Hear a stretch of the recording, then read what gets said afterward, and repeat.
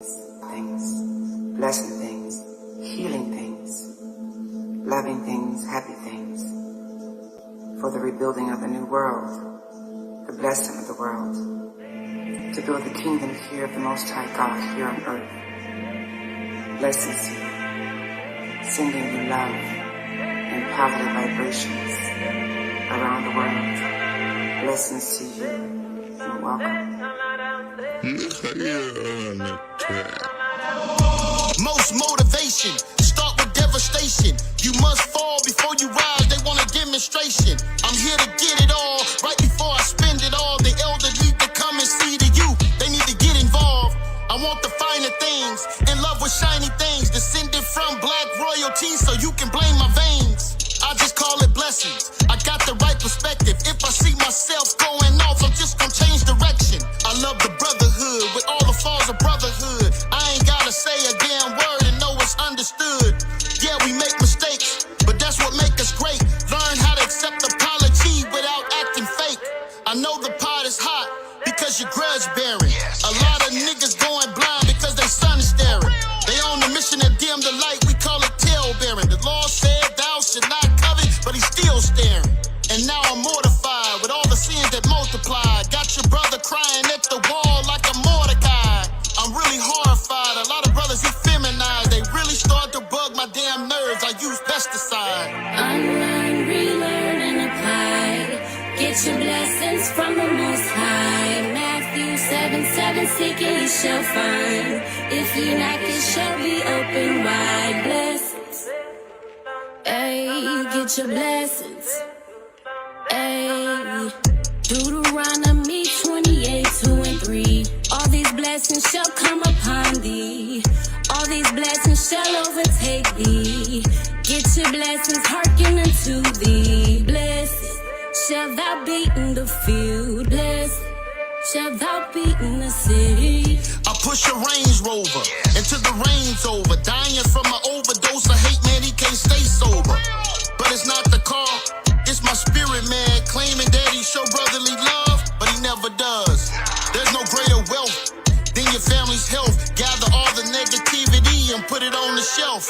And it's nothing wrong when you have success. A father leave inheritance to his children, that man is blessed. Unlearn, relearn, and apply. Get your blessings from the Most High. Matthew 7:7, seek and you shall find. If you knock, it shall be open wide. Blessings, ayy, get your blessings, ayy. Deuteronomy 28:2-3. All these blessings shall come upon thee. All these blessings shall overtake thee. Get your blessings, hearken unto thee. Blessed shall thou be in the field. Blessed shall thou be in the city.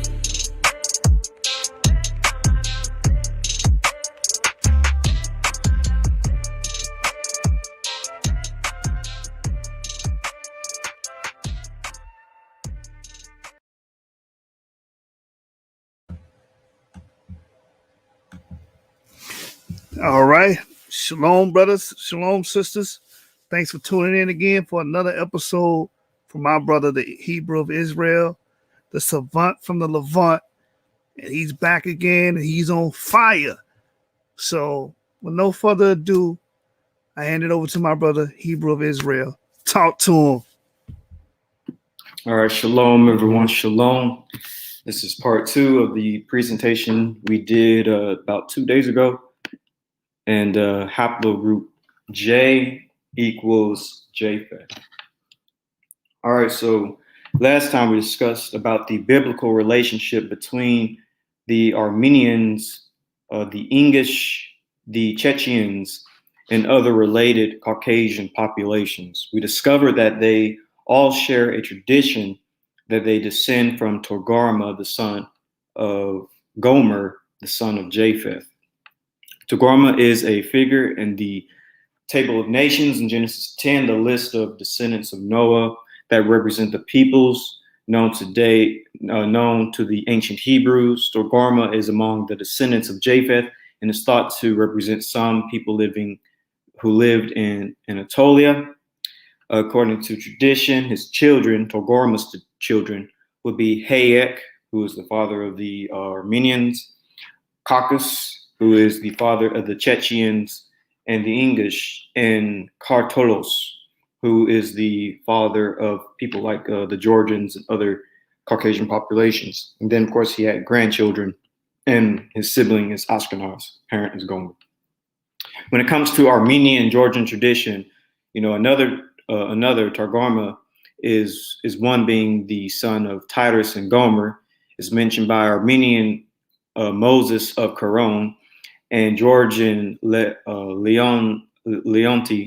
Mavroni, who regarded Togarmah as the founder of their nations, along with other Caucasian peoples. According to Moses of Caron, History of Armenia, and to Leonti Mavroni, medieval Georgian chroniclers, Togarmah was thought to have lived in Babylon before he received the land between the two seas and the two mountains, i.e. the Caucasus, in his possession.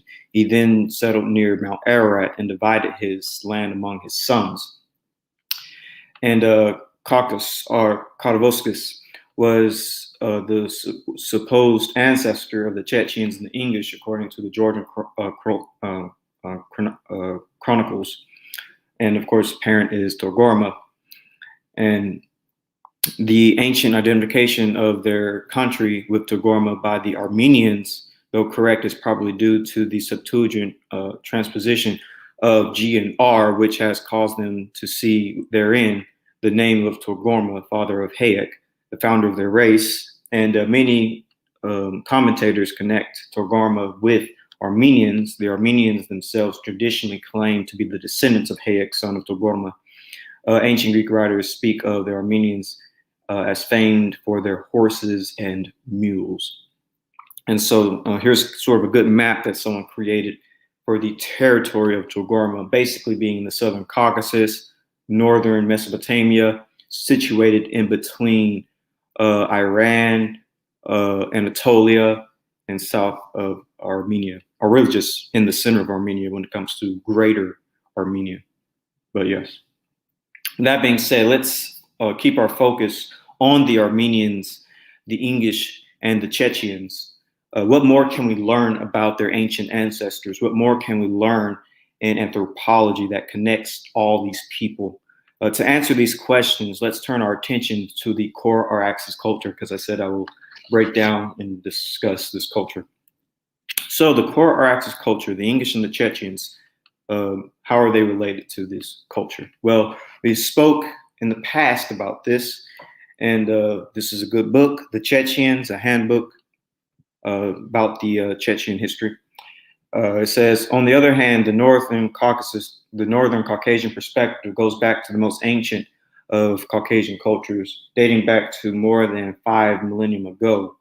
For thousands of years, the Vanak lived in the Northern Caucasian Domlicile, which waxed and waned as invaders came and went, but was preserved more or less intact due to the nation's presumed authenticity. Linguistic evidence ties the Vanak culture to the ancient Hurrian and Urartian civilizations that flourished in the Near East a few millennium ago. The Vanak also consisted an important element in the Neolithic Kura-Araxes culture in the Trans-Caucasus. So here is where the Kura-Araxes culture is situated.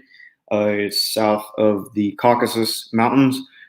Some of it goes into the territory of Anatolia and also a little bit into Iran.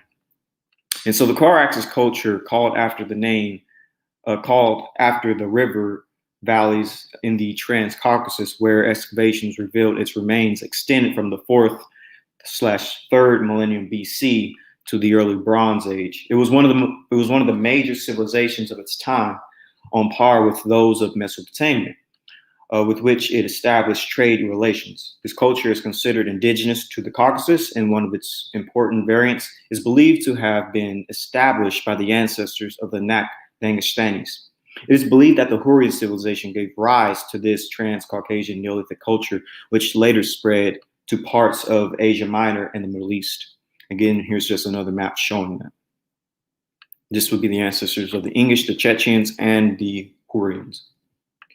So the Kura-Araxes was a continuous and had mutual influences with the Maya culture in the Northwest Caucasus. According to E.I. Kurupnov, there were elements of the Maya culture in the early memorials of Chechnya and Ingushtania, in the Mikan and Bamut Kyrgyzs, and in the Lugalvo and Surzekian Kurets. The economy of the Kura-Araxes culture was based on agriculture and cattle breeding. Contacts were maintained with the highland tribes of Asia Minor and Western Asia, according to Kurupnov. And the pottery had a dark and polished surface in the Northern Caucasus of a red color.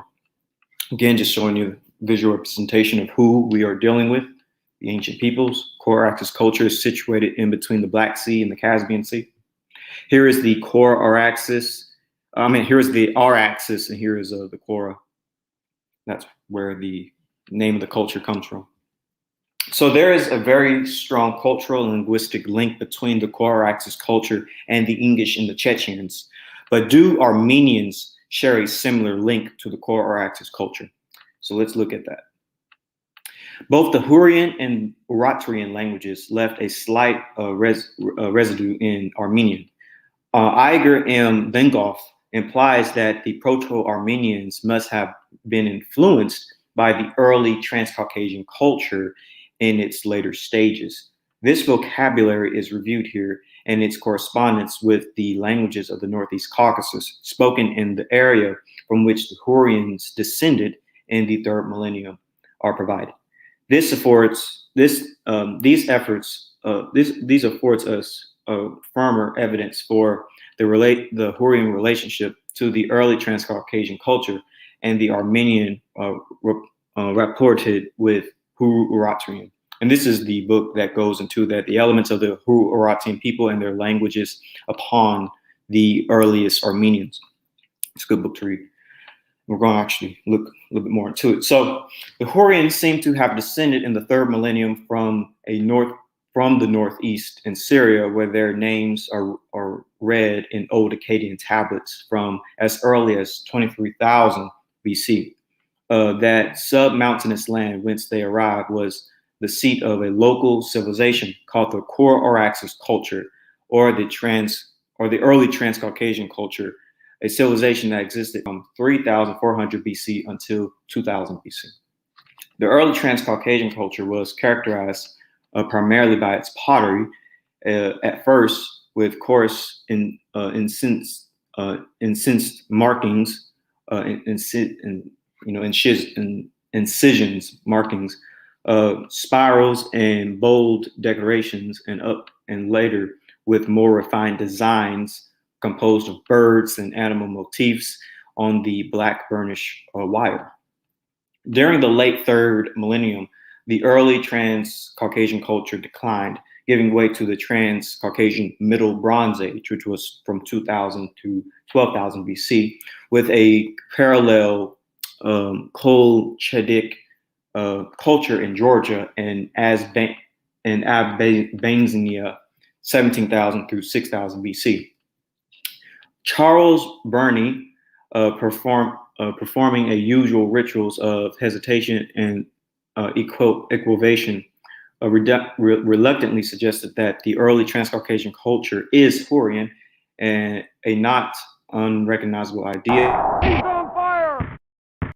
Not unrecognizable idea, since the Hurrians were the mightiest people to descend from the Northeast during the early Transcaucasian period. The Hurrian culture, along with its kindred but considerably later Urartian state, weighs heavily upon early pre-literate Armenia, and the principal reason for this speculation is the existence of Hurrian words in Armenia, which will be discussed at length shortly. It is certain, though, that the Armenians cannot be people who resulted from a Indo-European overlay upon the Hurrian-Urartian people. Were this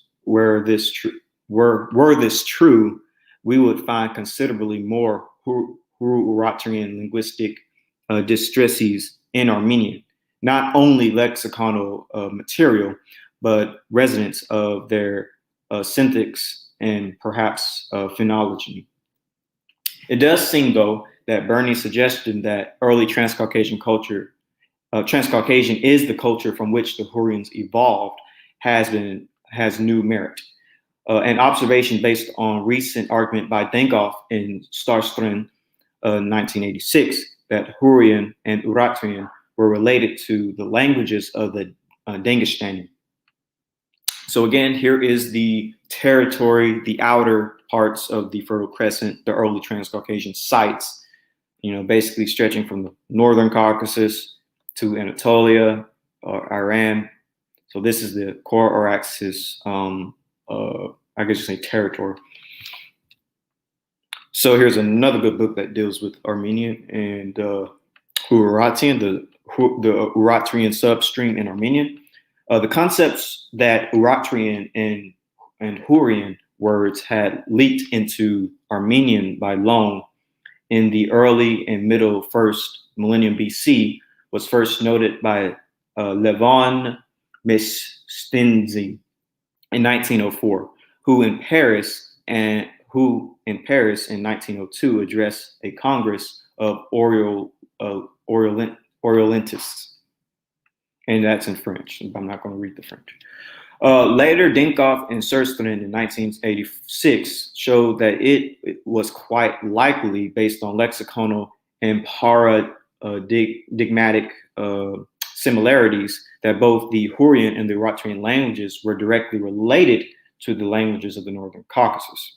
Because it seems clear that there is a relationship between Hurrian, Urartian, and languages of Dagestan, we can accept the views of many that Hurrians and Urartians were affiliated with the early Transcaucasian culture, which was in place as early as 5000 BC. There is a cause to think that there were at least 3 Hurrian-Urartian invasions into Eastern Anatolia and Dagestan in the 3rd millennium or earlier. One was the invasion of the Hurrian-like people of Ugarish, perhaps as early as the late 5th millennium. They were rooted in the middle 3rd millennium and moved north into the Caucasus, becoming one of the Northeast Caucasian peoples bearing a language quite similar to Anatolian Hurrian, and at least a part of the Dangestani group, but I think more precisely the Lenzertu. The actual Hurrians who penetrated central Anatolia seem not to have reached the Caucasus, but were absorbed in central Anatolia, not to be hard of again, and because of the south central location, had only a doubtful effect on the Armenians. That Ugarish is secondarily related to the Hurrian people of central Anatolia, sure, and that can imply that Ugarish people are also related to the Dangestani early Transcaucasian culture. Certainly appears likely. And so let me just go back to this image. Here is Ugarish, by the way. The Hurrians would have also been in Ugarish, also known as Mosan. So I'm going to go back to where I was at. And of course, here's the territory of the Hurrians and the ancient kingdom of Urartu. There's Lake Van, by the way. And you see the Armenians are like right above the Hurrians, very close, along with people like the Hittites and other Caucasian populations and Iranian populations. And you see how close they are to Semites as well, who are south of them. So there are links between the Kura-Araxes culture and the Armenians. The ancient culture that could link the Armenians, English, and the Chechens, and perhaps other Caucasian peoples, is the Kura-Araxes culture. So this culture is very important to our studies when it comes to the ancient Near East. With that being said, what exactly is the Kura-Araxes culture? All right, let's begin. The Kura-Araxes culture was a civilization that existed from about 4000 BC until about 2000 BC, which has traditionally been regarded as the date of its end. Some locations it may have disappeared as early as 260 or 270 BC. The earliest evidence for this culture is found on the Ararat Plain. It spread northward in Caucasus by 3000 BC. And the geographical region is Southern Caucasus, Armenian Highlands, and North Caucasus. Period is Bronze Age. So here's just a visual representation of that. You see the dark line right here. This is the archaeological sites, the very, very dark line. And the gray area you see, anywhere you see that it's gray, this is the area of the Kura-Araxes. And this dark line is archaeological sites as well as the homeland. So any, by the way, circle you see is like a modern city. All the information is right here. So altogether, the early Transcaucasian culture enveloped a vast area, approximately 1,000 kilometers by 5,000 kilometers, and mostly encompassed the modern day territories, the Southern Caucasus, except Western Georgia, Northwestern Iran, and Northeastern Caucasus, Eastern Turkey, as far as Syria. The name of the culture is derived from the Kura and the Araxes river valleys. It gave rise to the later Kibrit-Kairik wire culture found in Syria and Canaan after the fall of the Akkadian Empire. We'll touch on that later. Rather quickly, elements of the Kura-Araxes culture started to recede westward to the Urzum plain, southwest of Sicilia, and to the southeast into the area of Lake Van, and below the Hurrian Basin in Iran, such as the Golden Tupi. Finally, it proceeded into the present-day Syria, Akhum Valley, and as far as Palestine. Its territory corresponds to large parts of modern Armenia, Azerbaijan, Chechnya, Dagestan, Georgia, Ingushetia, North Ossetia, and parts of Iran and Turkey. At Sos-Hoki in Erzurum province of Turkey, early forms of Kura-Araxes pottery were found to associate with local Cymrics as early as 3,500 through 3,300 BC during the early Bronze Age, and 3,000 through 2,200 BC. This settlement was part of the Kura-Araxes phenomenon. At Arslantup in Turkey, around 3000 BC, there was widespread burning and destruction, after which Kura-Araxes pottery appeared in the area. According to Geoffrey Summers, the movement of Kura-Araxes people into Iran and Van region, which he interprets a quite sudden, started shortly before 3000 BC and may have been proponed by the late Uruk collapse, end of the Uruk period, taking place at the end of Uruk 6 phase of 3100 BC. At some point, the culture's settlements and burial grounds expanded out of lower land river valleys, and into highland areas. Although some scholars have suggested that this expansion demonstrated a switch from agriculture to pastoralism, and that it serves as possible proof of a large-scale arrival of Indo-Europeans, facts such as that settlement in the lowlands remains more or less continuous suggest merely that the people of this culture were diversifying their economy and encompassing crop and livestock agriculture. Shin Grint settlement in a prominent Kura-Araxes site in present-day Yerevan area in Armenia. It was inhabited from approximately 3200 BC to 2500 BC. Later on in the Middle Bronze Age, it was used irregularly until 2200 BC. The town occupied an area of 6 hectares, which is large for Kura-Araxes sites. The economy was based on living and farm stock raising, especially of cattle and sheep. They grew grain and orchard crops and are known to have used implants to make flour. They raised cattle, sheep, goats, dogs, and in later phases, horses. Before the Kura-Araxes period, horse bones were not found in Transcaucasia. Later, beginning about 3300 BC, they became widespread with signs of domestication. There is evidence of trade with Mesopotamia as well as Asia Minor. It is, however, considered above all to be indigenous to the Caucasus, and its major variants characterized, according to Caucasus historian Abjed Gemunuk, later major cultures in the region. And here is the early expansion of the Kura-Araxes culture, light shaded, shown in relationship to subsequent cultures in the area, such as Urartu, which is in dark right here. Oops, right here. The Kura-Araxes culture would later display a pre-conquest metallurgical development, which strongly influenced surrounding regions. They worked copper, arsenic, silver, gold, tin, and bronze. Their metal goods were widely distributed from the Volga, the Dnieper, the Don Donets River system in the north to Syria and Palestine and the southern, and Palestine in the south, and Anatolia in the west.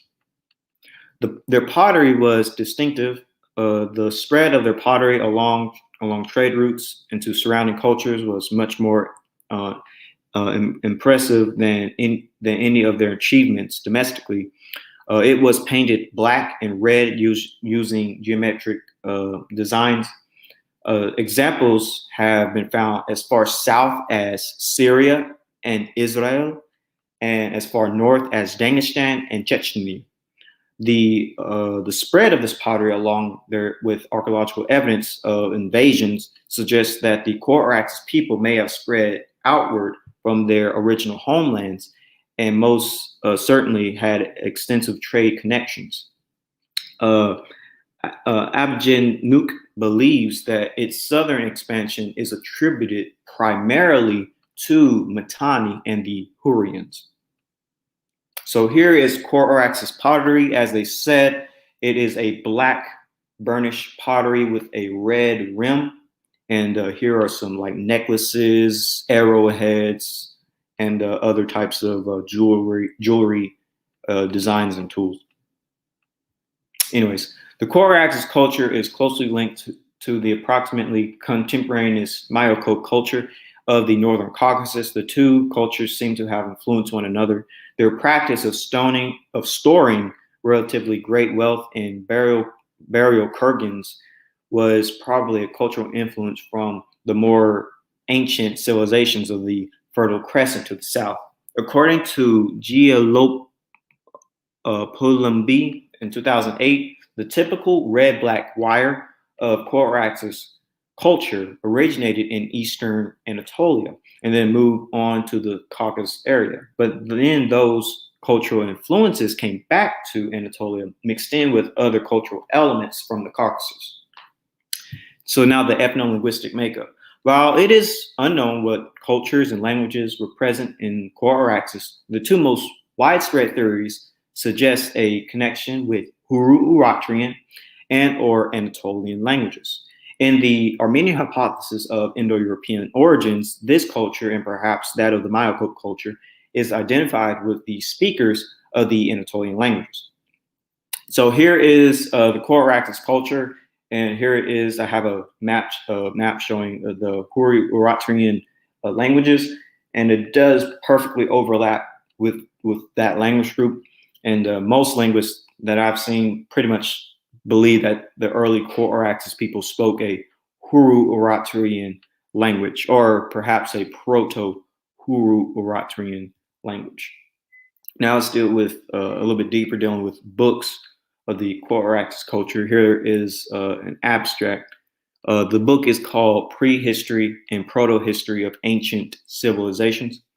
And so the abstract reads, the Kura-Araxes, a cultural tradition of the late 4th and 3rd millennium BC, has recently become a focus of international archaeological research. It was first discovered in the mountains of Tartarus and the Southern Caucasus. From near the beginning of the tradition, evidence suggests that populations bearing some of its hallmarks, black burnished handmade pottery, and a ritual of Hardeth spread out over a wide region of the Tartarus, Zagros, and Caucasus Mountains, and as far south as the area of the Sea of Galilee in the southern Levant. Here's another book called Ancient Turkey. And so just going to read this section. Instead, the greater part of the population still lived in villages with a rural lifestyle that involved tilling the ground and raising stock.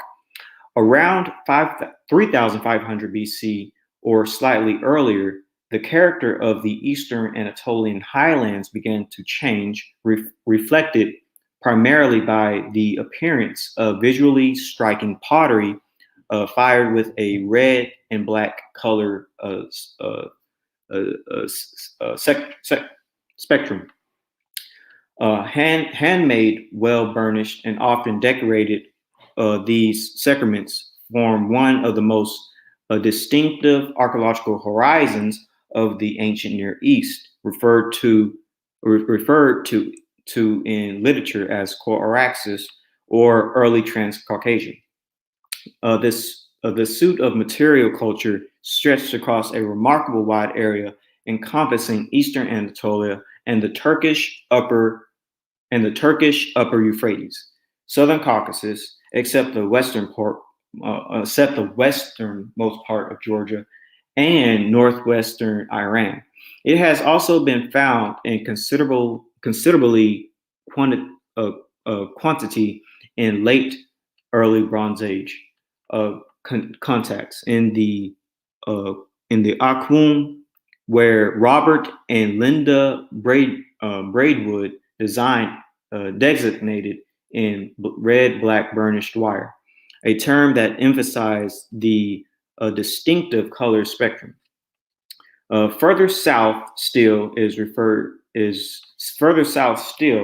a related artifact assemblage occurs in the Levant, where its correspondence presence comes in a decorative form named after the site of Khirbet Kirak, modern Beth Uriah in northern Israel.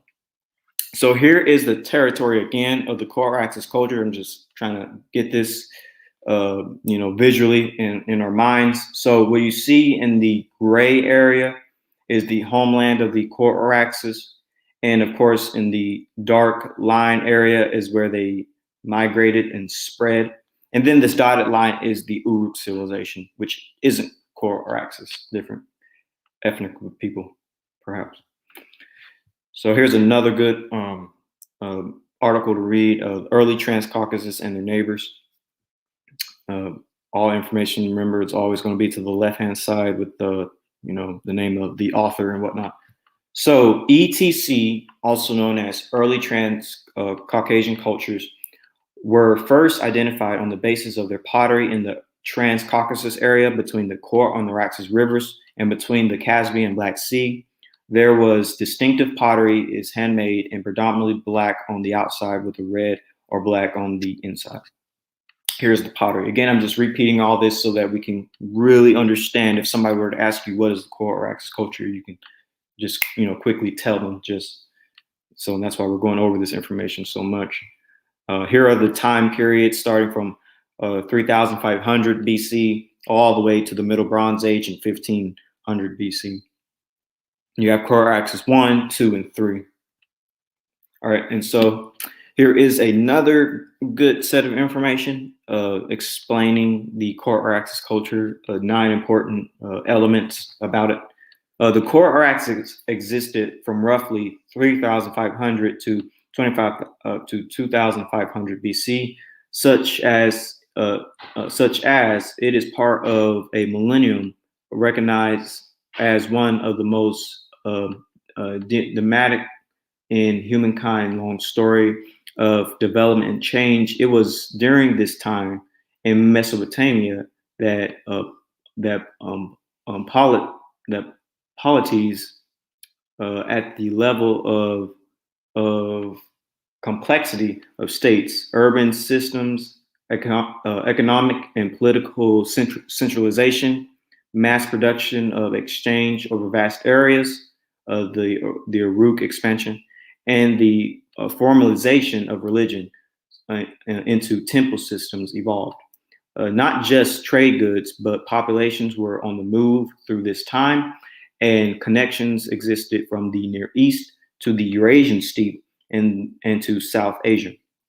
In the mountains and hills neighboring Mesopotamia, to the north, Tartarus and Caucasus, east, the Zagros, and west, the southern Levant hills along the Great Rift Valley, societies came into existence, developed, and disappeared into time. Smith describes as mobile and militaristic. Scholars today have envisioned a Kura-Araxes with a homeland in the modern South Caucasus countries of Georgia, Armenia, Azerbaijan, and northeast Turkey. Groups from the homeland that migrated into a huge diaspora extending across the Tartarus mountain front and southwest into the southern Levant, southeast into the Zagros Mountains Zagros Mountains around Lake Umra, and to the Kan-Gurver Valley, across the Lits Littoral in the south of the Caspian Sea, as well as north into Dagestan and the North Caucasus. Because of this widespread dispersal, it is referred to by many names, Kura-Araxes, early Transcaucasian, or names of early type sites such as Shengevenstein, Pular, Kurzia, and Kerbit Karak, etc. So here is a map again of the Kura-Araxes culture. This time, though, it shows time periods in which the expansion happened. So again, as they always say, it was around 3,500 BC, then begins to expand, going into Iran, going into Syria. And so this is a pretty good map. This is made by M.S. Rothman. Here is another article dealing with the Kura-Araxes culture from Journal of Archaeological Science. And so we're going to just quickly read it. And it says, during the period from about 3,500 to 2000 BC, the ancient Near Eastern world was divided into a number of cultural provinces, each distinguished by a series of distinct attributes, including settlement patterns, artifactual assemblages, and socioeconomic practices. North of Mesopotamia is in the rugged mountains of eastern Anatolia and the southern Caucasus was the homeland of the markedly different culture province, known variously and confusingly as Kura-Araxes, or early Transcaucasian. Stretching from the shores of the Caspian Sea to the banks of the Turkish Upper Euphrates River, and from the Caucasus Mountains, down south of the arc of the Fertile Crescent to western Iran and northern Israel, where it is known as Kerbit Karak. Its geographical distribution alone has demanded attention. No less intriguing is the longevity of the Kura-Araxes culture complex, spanning at least a millennium and a half, 3600 / 3500 through 2000 BC in certain regions. So we got a pretty good idea of what the Kura-Araxes culture was, time frame 3500 through 2000 BC. Geographical region is Anatolia, Caucasus, and Iran. The pottery, when we deal with that, is black and red. The language, likely Anatolian or Hurrian-Urartian. The descendants are the Hurrians. With all that being said, what is the Y DNA haplogroup and autosomal DNA of the Kura-Araxes people? So let's get into that. So this is a good paper that deals with the Kura-Araxes culture as well as a few other cultures. We're going to focus on the Kura-Araxes and their genetic makeup. So in the 4th millennium BCE, the archaeological record attests to the presence of the Myakope and Kura-Araxes, two major cultural complexities of the Bronze Age in the region. The Myakope is well known for its large and rich burial mounds, especially in the eponymous Myakope site, which reflect the rise of a new system of social organization. While the Kura-Araxes is found on both flanks of the Caucasus mountain range, demonstrating a connection between the north and the south. Contact between the Near East, the Caucasus, the Steppe, and Central Europe is documented both archaeologically and genetically as early as the 5th millennium BC. This increased in the 4th millennium BCE, along with the development of new technologies such as the wheel and wagon, copper alloys, new weaponry, and new breeds of domesticated sheep. Such contact was critical in the cultural and genetic transformation of the Yamnaya complex on the Eurasian steppe, with about half of BA or Bronze Age steppe ancestry thought to derive from the Caucasus. In the 3rd millennium BC, increased mobility associated with wheeled transport and the intensification of pastoralist practices led to dramatic expansion of the populations closely related to the Yamnaya, who we know as Proto-Indo-Europeans. So, accompanied by the domestication of horses, allowing them efficient keeping of large herds.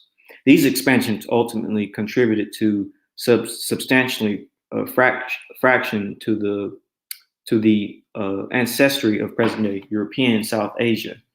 Thus, the Caucasus region played a critical role in the prehistory and formation of Eurasian genetic diversity. And this, of course, is very important to know that, when it comes to the Caucasus, in ancient times, it's really mostly associated with Proto-Indo-Europeans and Caucasian populations rather than Semites. But north of the Caucasus, Neolithic and Bronze Age individuals from the Samarra region, which was 5,200 through 4,000 BCE, carry an equal mixture of Eastern hunter-gatherer and Caucasian hunter-gatherer / Iranian ancestry, so-called steppe ancestry, that eventually spread further west.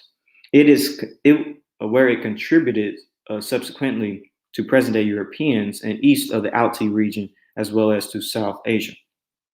While autosomal and mitochondrial DNA data appears relatively homogeneous across the entire Caucasus, the Y chromosome diversity reveals a deeper genetic structure attesting to several male founder effects with striking correspondence to geographical, ethnic, and linguistic groups and historical events.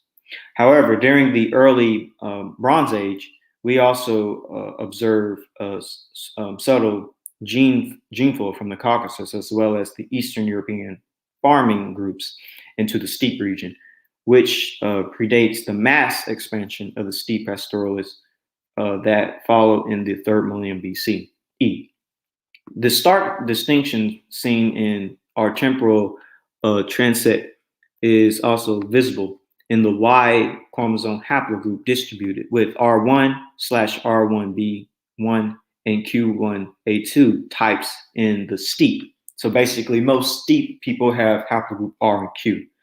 And L, J, and G2 types in the cluster, in the Caucasus cluster. And so the most of the Caucasus populations are L, J, and G2. So characterizing the Caucasus ancestry profile. These individuals closely resemble the preceding Neolithic Caucasus individuals and present a continuation of a local genetic profile. This ancestry persists in the following centuries, at least until 3100 YBP, which would have been around the time of 1100 BC, as revealed by individuals from the Kura-Araxes from both the northeast, the Velnet and Dagestan, and the South Caucasus, the Capes and Armenia, as well as Middle Bronze Age / Late Bronze Age individuals from the north. So overall, we need to keep in mind is what I underlined in yellow. Overall, this Caucasus ancestry report falls among the Armenian and Iranian Chalcolithic individuals and is indistinguishable from other Kura-Araxes individuals, Armenian Early Bronze Age, on the PCA plot, figure 2, suggesting a dual origin involving Anatolian / Levantine and Iranian Neolithic / Caucasus hunter-gatherer ancestry with only minimal Eastern hunter-gatherer / Western hunter-gatherer contribution possibly as part of the AF ancestry. We focus on mixture models of proximal sources such as Caucasus hunter-gatherers and Anatolian Chalcolithic for all 6 groups of the Caucasus cluster, with admixture portions on the genetic line of 40 through 72% Anatolian Chalcolithic related and 28 through 60% Caucasus hunter-gatherer related. We hypothesized that alternative models replacing the Anatolian Chalcolithic individual with yet unsampled populations from the Eastern Anatolia, South Caucasus, or Northern Mesopotamia will likely also provide a fit to some of the tested Caucasus groups. Models with Iran Neolithic and substitute for Caucasus hunter-gatherer could also explain the data in a two-way admixture with a combination of Armenian Chalcolithic and Anatolian Chalcolithic as the other sources. Kura-Araxes and Mayakope individuals had likely received additional Iranian Chalcolithic ancestry, 24.9% and 37.4% respectively. Our data from the Caucasus region cover a 3,000-year interval of prehistory, during which we observed a genetic separation between the groups in the northern foothills and those groups of the bordering steppe region in the north, i.e. the real steppe. We have summarized these broadly as Caucasus and steppe groups in correspondence to the geographic vegetation zones that characterizes the social economic basis of the associated archaeological cultures. A fact that individuals buried in the Kurgans in the northern Caucasian Piedmont zone are more closely related to ancient individuals from regions further south in today's Armenia, Georgia, and Iran results in 2 main observations. Even without direct ancient DNA data from northern Mesopotamia, our results suggest an increasing assimilation of Chalcolithic individuals from Iran, Anatolia, and Armenia, and those of the Neolithic Caucasus during 6000 through 4000 BCE, and thus likely also intensified cultural connections. It is more further suggested that along with these influences, the key technological innovation in the Western Asia that had revolutionized the late 4th millennium BCE had ultimately also spread to Europe. The insight that the Caucasus Mountains revealed as a corridor for the spread of Caucasus hunter-gatherer ancestry north, but also subtle later gene flow from the south allow speculations on the postulated homelands of Proto-Indo-European languages and documented gene flows that could have spread a consecutive spread of both across Western Eurasia. This also opens up the possibility of the homeland of PIE, or Proto-Indo-European, south of the Caucasus, and could offer a parsimonious explanation for early branching off of Anatolian languages, as shown on many Proto-Indo-European tree topologies. Geographically considerable are also Armenian and Greek, for which genetic data supports an Eastern influence from Anatolia or a Southern Caucasus or the Southern Caucasus, and an Indo-Iranian offshoot to the east. This scenario finds support from a well-attested and well-documented steep ancestry in European populations, the postulate of increasingly paternal societies in the wake of these expansions. So here are the samples that were used. Let me just zoom in. Here are the samples, but here's the Kura-Araxes culture region according to this genetic paper's map. Again, through 3,600 through 2,800 BCE, basically going all the way up to the Northern Caucasus, to Anatolia and Iran. And then it starts to spread out during 2,800 BC through 2,500 / 2,300 BCE. And up here is the Yamnaya, by the way. This is when people started expanding. So when it comes to Y DNA, we heard that the Caucasus, or the Kura-Araxes, Caucasus Kura-Araxes, this group had G, J, and L. And when it comes to the majority of the Kura-Araxes DNA, it is J. They have either just J in general, as well as J1 and J2. So the majority of the Kura-Araxes people have J markers. And when it comes to the autosomal DNA of the Kura-Araxes people, they made up of Caucasus hunter-gatherer, obviously, Anatolian Chalcolithic, and Iranian Chalcolithic. We just talked about that, but here's the sample specifically here. And other Caucasus groups have it as well, such as the late Myocope and the Myocope. So delving a little bit deeper into this J marker and the Kura-Araxes. So this paper goes into it. It says, or this article goes into it, is this Kura-Araxes culture 3,400 through 2000 BC, which expanded from the South Caucasus to Eastern Anatolia, Northern Mesopotamia, and Western Iran. From then on, J2 men would have definitely have represented a sizable portion of the population of the Bronze and Iron Age civilizations, such as the Hurrians, very interesting, the Assyrians, or the Hittites, very interesting. The Minoan civilization emerged from 2700 BCE. It could have been founded by colonists from the Kura-Araxes culture who would have brought bronze working with them. Modern Cretans have the highest percentage of G2A at 11%, J1 at 8.5%, J2A at 32%, and L plus T at 2.5% together. In Greece, the highest percentage of J1 and J2A in all Europe, for that matter, the three haplogroups associated with the Kura-Araxes culture.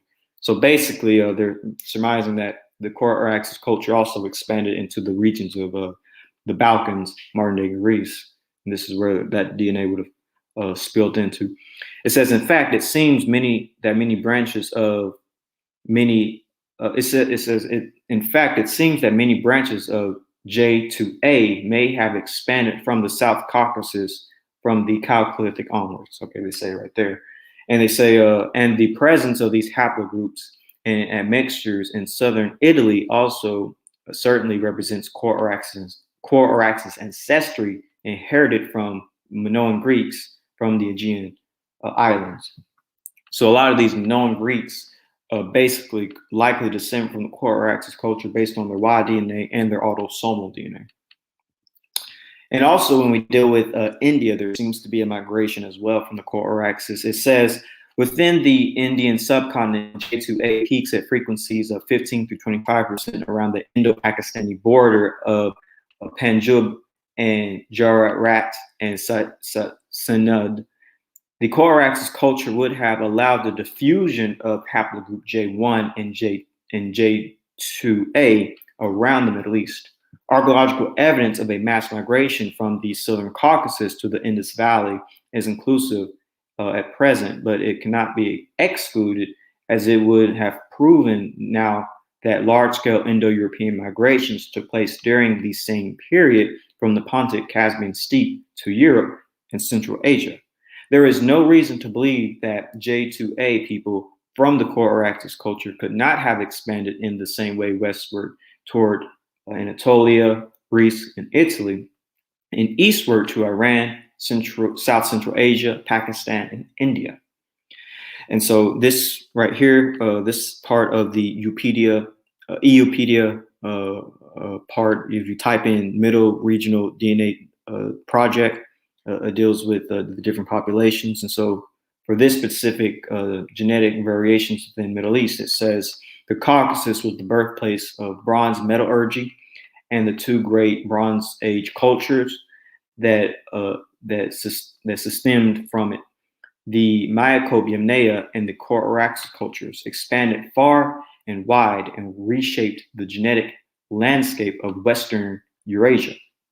South Caucasians would have belonged to haplogroups J1 and J2, later associated with the Kura-Araxes culture. So basically, Southern Caucasians are the ones that birthed haplogroup J1 and J2, and they come from the Kura-Araxes culture. And this right here, dealing with EUpedia as well, this article is called Distribution Maps of Autosomal Admixture in Europe, the Middle East, and North Africa, specifically with Caucasian autosomal DNA. And it says the Caucasian admixture was further propagated by Near Eastern Chalcolithic farmers, and the advance of the Kura-Araxes culture from the South Caucasus across the Near East and their descendants' colonization of Minoan Greeks. And we just talked about that earlier, dealing with the Y DNA. So Kura-Araxes people sort of spread this Caucasian DNA that's seen in places like with the ancient Minoan Greeks, as well as in Near Easterners. So here's a map of the Caucasian admixture. You see, of course, obviously its highest concentration is in the Caucasus, and then it sort of spreads out into the Middle East, into Anatolia, into the Mediterranean areas. It sort of starts to get less and less as you go towards Western Europe and Western Northern Africa. But yes, you do see a high concentration of Caucasian admixture in the Caucasus going into the Middle East and places like that. So Kura-Araxes DNA, Y chromosome haplogroup J, tends to be their Y DNA for the most part. Autosomal DNA is Caucasus hunter-gatherer, Iranian Chalcolithic, and Anatolian Chalcolithic. Chalcolithic means Copper Age, by the way. This is the genetic makeup of the Kura-Araxes people. Now, what's interesting about the Kura-Araxes people having haplogroup J and Caucasian autosomal DNA is that both genetic components do match up on maps. So if you look at a map of Caucasian admixture and haplogroup J1 and haplogroup J2, they pretty much all overlap each other at, same frequencies, decent frequencies, with basically haplogroup J seemingly having a higher percentage in the Caucasus, and then just, basically dispersing out in the Near East. Same thing with Caucasian DNA, basically overlaps, as I said. So also, it makes sense that the Kura-Araxes people would have Haplogroup J, since the Kura-Araxes region encompasses the territory that Haplogroup J males live, which is Anatolia, the Caucasus, and Iran. Again, here is the map of the Kura-Araxes culture. And as we know, when it comes to the origins of this Y-DNA haplogroup, I'm just going to read what's in blue right here. It says, among them, haplogroup J-M304 is found in the Caucasus/Iranian and Anatolian hunter-gatherers and farmers, but not in the Levantine ones, which is what we just read. So, with all that being said, the modern descendants of the Kura-Araxes culture would be the Armenians, English, the Chechens, and other related Caucasian peoples. The Kura-Araxes culture may represent some of the early cultural settlements of Togarmah's descendants when they settled in the Caucasus. With that being said, let's see who else could be the ancestors of the Armenians, English, and Chechens in ancient Near Eastern history. Let's shift our attention to the Hurrian-Urartians, or the Hurrians/Urartians. So let's deal with them. Let's deal with the Hurrian-Urartians, specifically with the English and the Chechens. Now, as we said many times in the past, and I'm just going to sort of read what's in blue right here. It says, others who believe the so-called Urartian version, such as George Achbanza and Abjad Joromek, still holds that those original migrants contributed to both the genetic and cultural traits of the modern English and Chechens, but that the primary ancestors of the Nak-speaking migrants from what became the northeastern Urartu. And there is Urartu. And it says the various interpretations of the relationship with Urartu, Urartians, and Hurrians, Igor Dinkov and Fritz Homoel, and others have suggested ties between the Proto-Urartian language and the Proto-Northeast Caucasian languages led to the proposal of the Aldurian language family.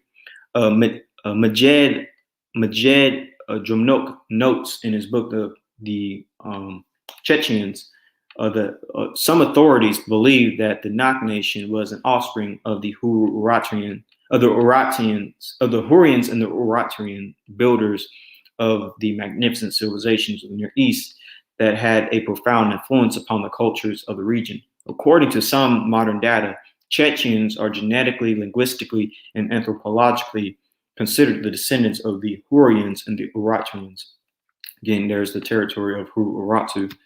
And again, I'm just going to go over these quick sources that sort of connect the Chechens and the Hurrians, just to recap some of the things we said from last week's episode. This sounds extremely unexpected, but it is. The Chechen nation is the ethnic group, part of the Caucasian race, one of the oldest sources of human civilization. The fundamental principle of spirituality passed through the Hurrian, Mitanni, and Urartian cultures. There is the Hurrians, the Mitanni, the Hurrians, the Mitanni, and the Urartian. And it says, of course, all my the area I get these sources from are in blue, by the way. So most of the historical facts indicate that the language of the ancient state of Urartu is closer to the modern Chechenian one. It is highly probable that the ancestors of modern Chechenians moved to the territory of the northern Caucasus from Anatolia, from Urartu. And there is Urartu, just recapping all that. Today, Urartologists do not deny the kinship of the Chechenians with the Urartians. The kinship of the Hurrians, Urartians, Chechenians is confirmed by those who study it. Hence, the following conclusion follows: Chechenians are Urartians. Urartians is the remaining branch of the Chechenians in Asia Minor. actually its structure, grammatical features, completeness, and grammar of classes, etc. Urartian and Chechen are similar to each other. And again, here is the territory of the Hurrians, and here is the Mitanni civilization in green. So the Urartians themselves, or Aldeans, are called their country and state Benanili, from which comes the modern name of Lake Van, and the basin in which the center of the state was located. Since ancient times, Urartian, Alduin tribes akin to the Hurrian population of the countries to the southwest of Lake Van lived around Lake Van and the adjacent areas.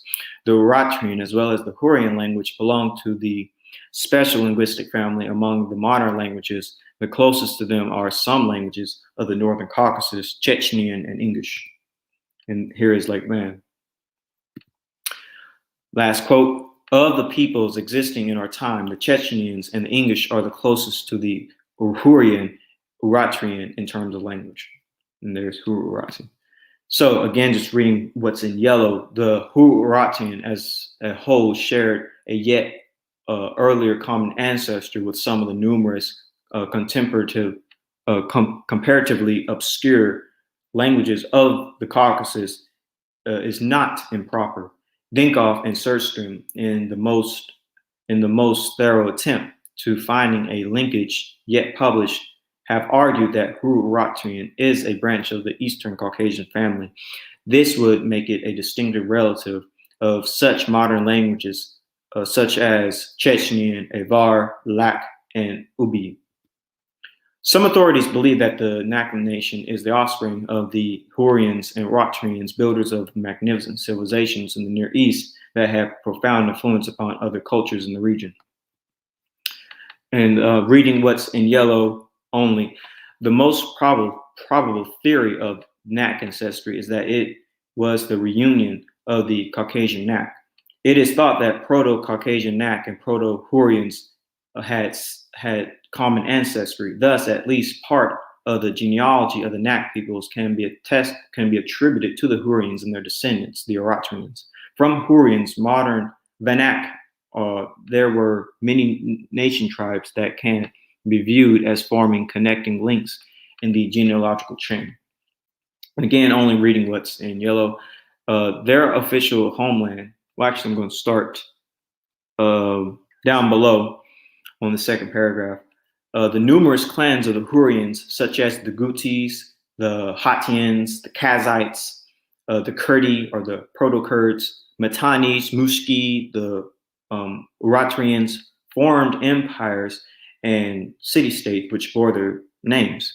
The Kura-Araxes culture is also attributed to the Hurrians. It is generally accepted that a number of small Hurrian states gradually united to form the Mitanni Empire.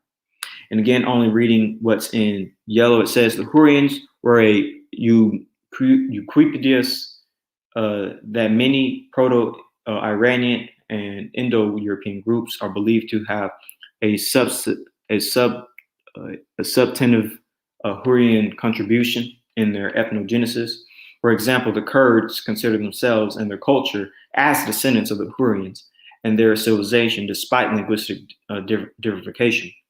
There is also a suggestion that the ancestors of the Armenians were a mixture of Hurrians and and Indo-European Persians. And going to I'm not going to skip this quote right here, but I'm just going to get to the main point. There is a very strong cultural and linguistic links between the Hurrian-Urartians and the English and the Chechens. That's basically the point I was making when I was reading those quotes. But do Armenians share a similar link to the Hurrian-Urartians? Now we're going to look at the Armenians, see if they have a similar link. So the Hurrians. The Hurrians were a people of the Bronze Age Near East. They spoke a Hurrian-Urartian language called Hurrian and lived in Anatolia, Syria, and northern Mesopotamia. The largest and most influential Hurrian nation was the Kingdom of Mitanni. Its ruling class perhaps being Indo-Iranian speakers. The population of the Indo-European speaking Hittite Empire in Anatolia included a large population of Hurrians, and there is significant Hurrian influence in Hittite mythology. By the early Iron Age, the Hurrians had been assimilated by other peoples. The remnants were subdued by a related people that formed the state of Urartu. The present-day Armenians are an amalgam of Indo-European groups with the Hurrians and the Urartians. So it seems like the Armenians are a mixture of Hurrians, Urartians, and Indo-Europeans. So here's a book that goes into the Armenians and the Hurrians a little bit deeper. It says, Mevon Mistrantes was the first to propose that some Armenian words were of Urartian origin, following improvements in the understanding of Urartian inscriptions. Steadily, process has been ongoing in the chapter of Armenian lexicography. Apart from providing a critical compilation of potentially substrict lexicons, the present paper focuses on the Volic system embedded in these words, for which a Hurrian origin seems quite certain. Here's another book dealing with it, the Indo-European elements in Hurrian. It says, Hurrian is closely related to the Urartian language, which was spoken in eastern Anatolia, a little to the north and east of Hurrian. Between about 850 and 600 BCE, Urartian is not a descendant of Hurrian, rather they are sister languages, both going back to a common Hurrian parent language, probably located to the northeast of Mesopotamia in the foothills of the Caucasus Mountains and dated to before the 3rd millennium BCE. Dinkoff concluded that Hurrian is not a later dialect, that Urartian is not a later dialect of Hurrian, but a separate language derived from one parent, with the latter, and in some respects, representing more archaic features than the Hurrian language. Urartian remained spoken long enough for Armenian to borrow a few words with a fairly clear Urartian origin. And here's another book dealing with the connections between Armenia and Urartian. And it says, the area where Armenians settled had been previously inhabited by speakers of Urartian, a non-Indo-European language whose only relative is Hurrian, spoken in northern Iraq from 2200 until 1200 BC. While Urartian is mostly known from short monumental public inscriptions, Hurrian is by far better attested because of the large number of cuneiform inscriptions found in Mari, Boghaz, Khoi, and etc. There are certainly some loan words of Urartian origin in Armenian, and it has been argued that a Urartian substring influenced the structure of Armenian to a large extent. For example, Hurrian and Urartian both had a rather complex system of cognates and cognate structures, a clearly agglutinative structure, a rich case system, and a lack of grammatical gender. The influence of the substream on Armenian is undeniable, as a large portion of Armenian vocabulary is of unknown origin. Now, here is a decent book dealing with the Encyclopedia of Indo-European Culture, connecting the Armenian and the Hurrian. So it says, it has been calculated that no more than 450, certainly no more than 500 Armenian words are directly inherited from Proto-Indo-European. The early non-Iranian words, though much much smaller in number, are not without their interests as well. The language that preceded Armenian in Northeast Asia Minor was Urartian, itself a close relative of the better known Hurrian. The close agreement in shape of these classical Armenian words and their presumed sources is remarkable, especially as the actual borrowing is likely to have taken place a millennium or millennium and a half before Armenian is first attested. So Armenian, the territory of the Armenian language appears to have been roughly coincidental with that of the early non-Indo-European Hurrian and closely related Urartian with dark shading. So this is that geographical region of the Hurrian and Urartian.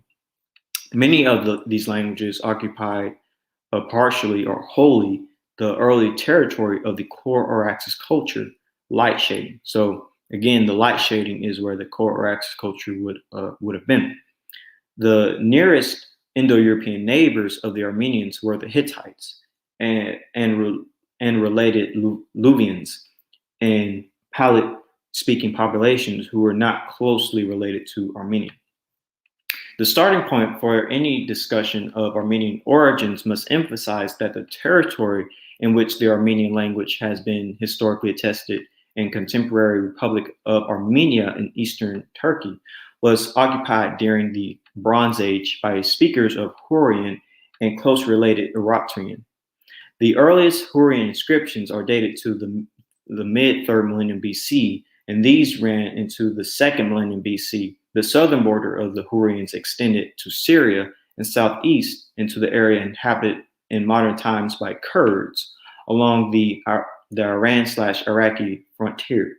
To the south of the Hurrians were overlapping with them were the lands of Semitic-speaking peoples.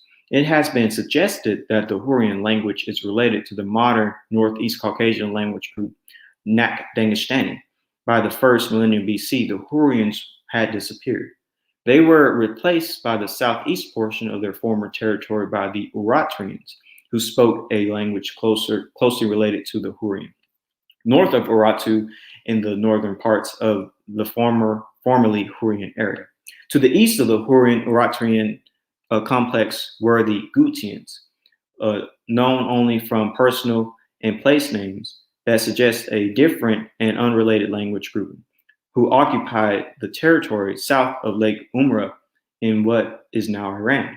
To the west of Hurrian-Urartian complex were various members of Indo-European Anatolian groups, Luvians in southern Anatolia and Hittites, who had replaced the non-Indo-European Hatti and taken their name, the Planic speakers in central Anatolia. So Armenians, according to Dinkov, are then an amalgam, a mixture of the Hurrians and Urartians, Luvians and Proto-Armenian Mushki, who carried their Indo-European language eastward across Anatolia. So there are links between the Hurrian-Urartians and the Armenians. It's basically the point I was trying to make. We can find links. The ancient peoples that could link the Armenians, English, and the Chechens, and perhaps other Caucasian populations are the Hurrian-Urartians. So who are the Hurrian-Urartians? Because we've been speaking about them a lot, but we don't quite know who are they. At least I'm going to pretend that y'all don't know. So the Hurrian-Urartians. Some linguists, notably Iger M. Dinkov and Surstrom, see evidence of a genetical connection between the Northeast Caucasian family and the extinct languages Hurrian and Urartian. Hurrian was spoken in various parts of the Fertile Crescent in the 3rd and 2nd millennium BC. Urartian was the language of Urartu, a powerful state that existed between 1000 BC or earlier and 585 BC in the area centered on Lake Van in central in current Turkey. The two languages are classified together as the Hurrian-Urartian family. Dinkoff proposed the name Alduin for the union of Hurrian-Urartian and Northeast Caucasian. So the Alduin language are a proposed language family that encompasses the Northeast Caucasian Nak-Dangstane languages and the extinct Hurrian-Urartian. And the Alduin is a term from the Greek, the name of an ethnic group mentioned by Herodotus, which is usually equated with the people of the Kingdom of Urartu in modern-day Armenia, northwest Iran, and eastern Turkey. And the term Alduin languages is revived by I.M. Dinkoff for the proposed language family that unites the Hurrian-Urartian and the Northeast Caucasian languages. And here is that map of the Northern Caucasian family tree. And so basically, lastly, the Hurrian-Urartian languages are an extinct language family of the ancient Near East, comprising only two known languages, separately the Hurrian and the Urartian. It is often assumed that the Hurrian-Urartian languages, or a pre-split of Hurrian-Urartian languages, were originally spoken in the Kura-Araxes culture. And so this book kind of goes deeper into that connection with Hurrian-Urartian and the Kura-Araxes. And it says the Hurrian-Urartian linguistic family consists of two closely related languages, Hurrian with several dialects and Urartian. Despite the chronological distance between the attested Hurrian and Urartian, it seems clear that a latter is not a descendant from the former, but the two languages represent two separate branches of a common proto-language, Proto-Hurrian-Urartian, for the pre-literate period. It is natural to associate the Hurrian-Urartian people with the Kura-Araxes, early Transcaucasian archaeological culture. Here's another book that deals with it. In the period immediately prior to the emergence of the Hurrians in the northern area of their distribution was occupied by the Kura-Araxes culture, 3,400 through 2,500 BC. The distribution of the Kura-Araxes sites would encompass the territory of the Ito and Urartians, as well as the northern part of the Hurrians. It is often presumed that the Kura-Araxes culture is an archaeological reflection of the Hurrians.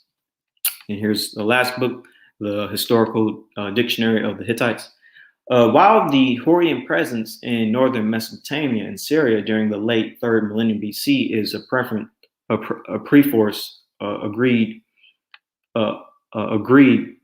there remains a reluctancy to concede the case for a Hurrian homeland, contemporaneous with the extensive early Transcaucasian etc. cultural zone. There is, however, now some quantified support for this theory and a willingness to postulate a proto-Hurrian homeland. This nomenclature is logical, given a wide agreement that Hurrian and Urartian were linguistically related through common Proto-Hurrian ancestors with possible East Caucasian affinities.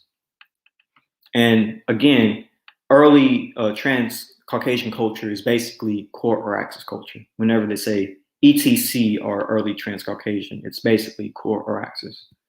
So Hurrian-Urartians descend from the Kura-Araxes culture, which we already covered extensively. Now let's break down the Hurrians and the Urartians. So who exactly are the Hurrians? Let's dig into this. The Hurrians. The Hurrians were a people of the Bronze Age Near East. They spoke a Hurrian-Urartian language called Hurrian, who lived in Anatolia, Syria, and northern Mesopotamia. The Hurrians, descended from the mountainous south of the Caspian Sea, occupied the land between the Hittites and Assyria, east of the Tigris River and the Zagros Mountain region. From there, they spoke into the areas of northern Mesopotamia and Syria, as well as even to the Mediterranean coast. And that pretty much fits with this language map of Hurrian. And so this is from Bible Gateway when it comes to the Hurrians' origin and geographic distribution. Groups either designating themselves as Hurrians, cuneiform Hurri, or writing a language identified elsewhere with the Hurri have been identified all over the ancient Near East, from ancient Nuzi, east of the Tigris River, Hadassah in Central Asia Minor, and Palestine, and even lower, i.e. northern Egypt. In Akkadian sources, whether from Nuzi, Mari, Hadassah, Al-Kha, Ugarit, or Egypt, Armana, the people and their language were termed Hurri. So all these people called them Hurri. The Egyptians called the land of Palestine Hurri, but spelled it in cognates, Hor, in Mitanni letters found at Al-Armana, the native Hurrian term of Horo. In the Old Testament, the corresponding terms is from later Hurri. The languages of the Hurrians, which is still only presently understood, partially understood, seems related to only one other known language, Urartian, in which the kings of Urartu around Lake Van composed inscriptions during the first half of the first millennium BC, which was from 900 through 600 BC. It is believed by some that both Hurrian and Urartian belong to languages of the Caucasus, ancient Armenia. History. So the Hurrians appeared in the Near East as early as the middle of the third millennium BC to 2300 BC. Hurrians occupied a great half circle of the Tartarus Mountains of Ugarish, north of Chimish, to the north of Namur, around Lake Van, and perhaps to as far south as Upper Zeb River. It is from the 1400 BC that the great influx of Hurrian deities and Hurrian mythologies in the Hittite corpus is dated. The largest political achievement of the Hurrians was the kingdom of Mitanni, whose capital was Washkazani in the middle Euphrates Valley. At its height, 1400 BC, Mitanni dominated Kizilwatna in northern Syria and western Assyria, in the central region, and Nuzi in the east. During this period, 1500 through 1400 BC, Mitanni was ruled by kings who bore Indo-Aryan, i.e. non-Hurrian names, such as Shintarna, Parshnartar, Shineshnara, Artama, and Tushnarat. They carried a royal correspondence and international trade with the pharaohs of the 18th dynasty of Egypt as equals. So again, here is the Mitanni Empire that the Hurrians sort of were part of. And now let's look at Britannia dealing with the Hurrians. The Hurrians entered the orbit of ancient Middle Eastern civilization towards the end of the third millennium BC. According to Soviet scholars Igor M. Denkov and Sergei A. Starstrom, the Northeastern Caucasian languages are an offshoot of the Hurrian-Urartian group. Hurrian, one of a people important in history and culture of the Middle East during the second millennium BC. The earliest recorded presence of Hurrian personal and place names is in Mesopotamian records of the late third millennium. This period to the area east of the Tigris River and the mountain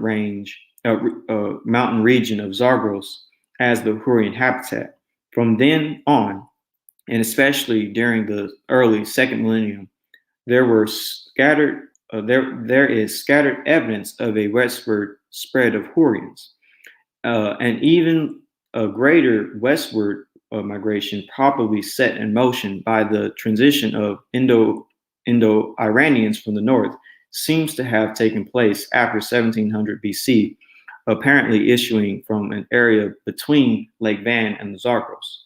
Evidence indicates that the Hurrians overthrew the Assyrian rulers and subsequently dominated the area.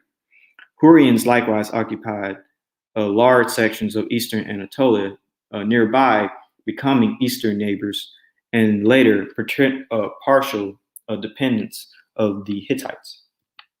Yet the Hurrian heartland during this period of northern Mesopotamia, the country then known as Hurri, where the political units were dominated by dynasties of Indo-Iranian origin.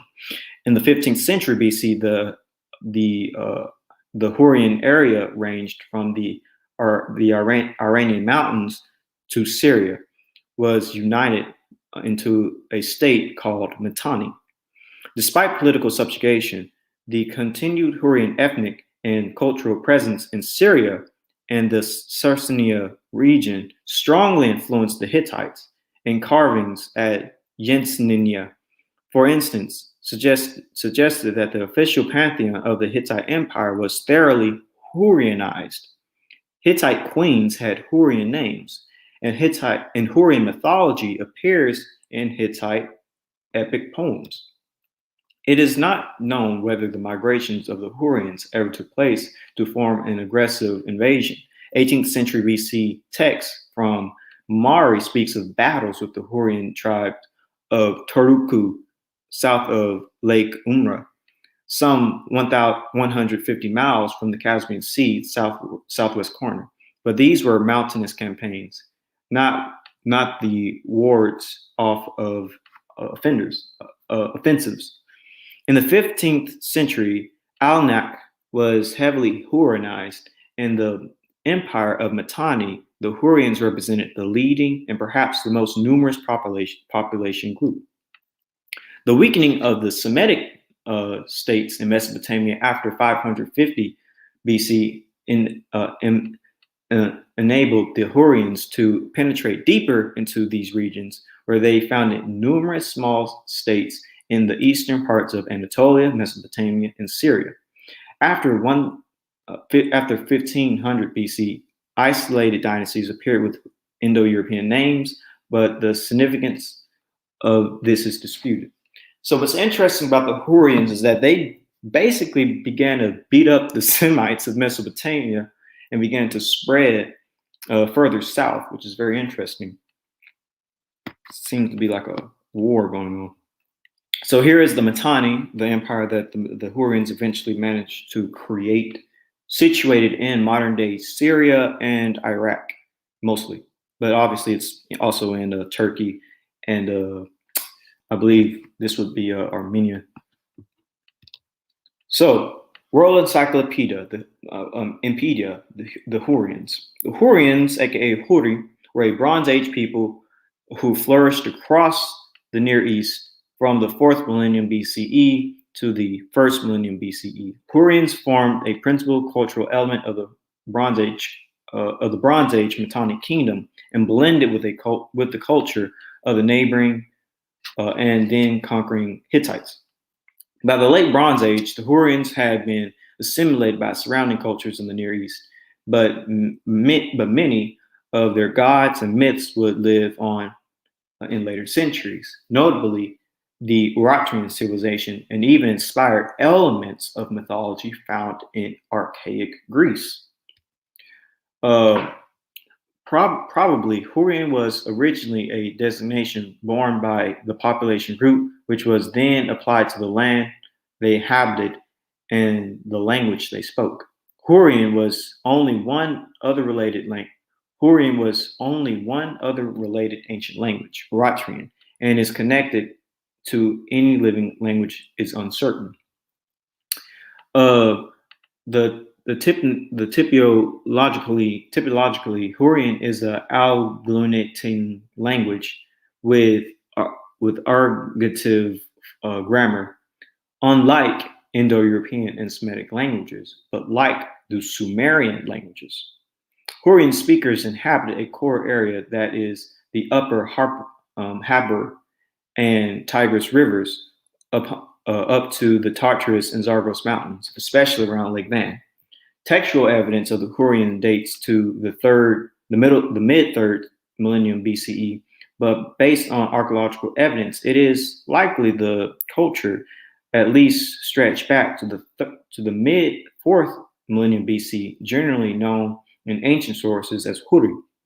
The culture and language may also be represented by the Subtuts and Subtusians. One of the earliest and most important Hurrian sites is Ukarish, and it is from here that the earliest known inscriptions of the language were discovered.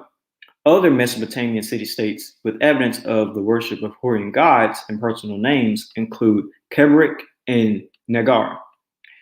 Starting from the 4th millennium BCE, then the Hurrians thrived and expanded across Upper Mesopotamia. It was likely that the Hurrian conquest of the region was a complex phenomenon, including peaceful migrations, infiltrations by mercenary bands, and the pay of local city-states, followed by the rise of a power of mercenary warlords,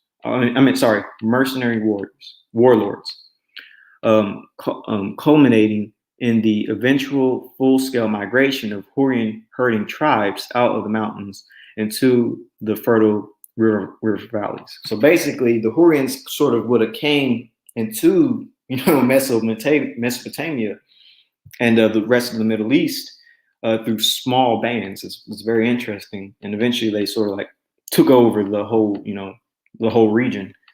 And so it says, furthermore, the Hurrians often seem to have adopted the culture of the city-states they conquered, making them less visible than ever in historical records. So that's one interesting thing about these Hurrians. The Hurrians were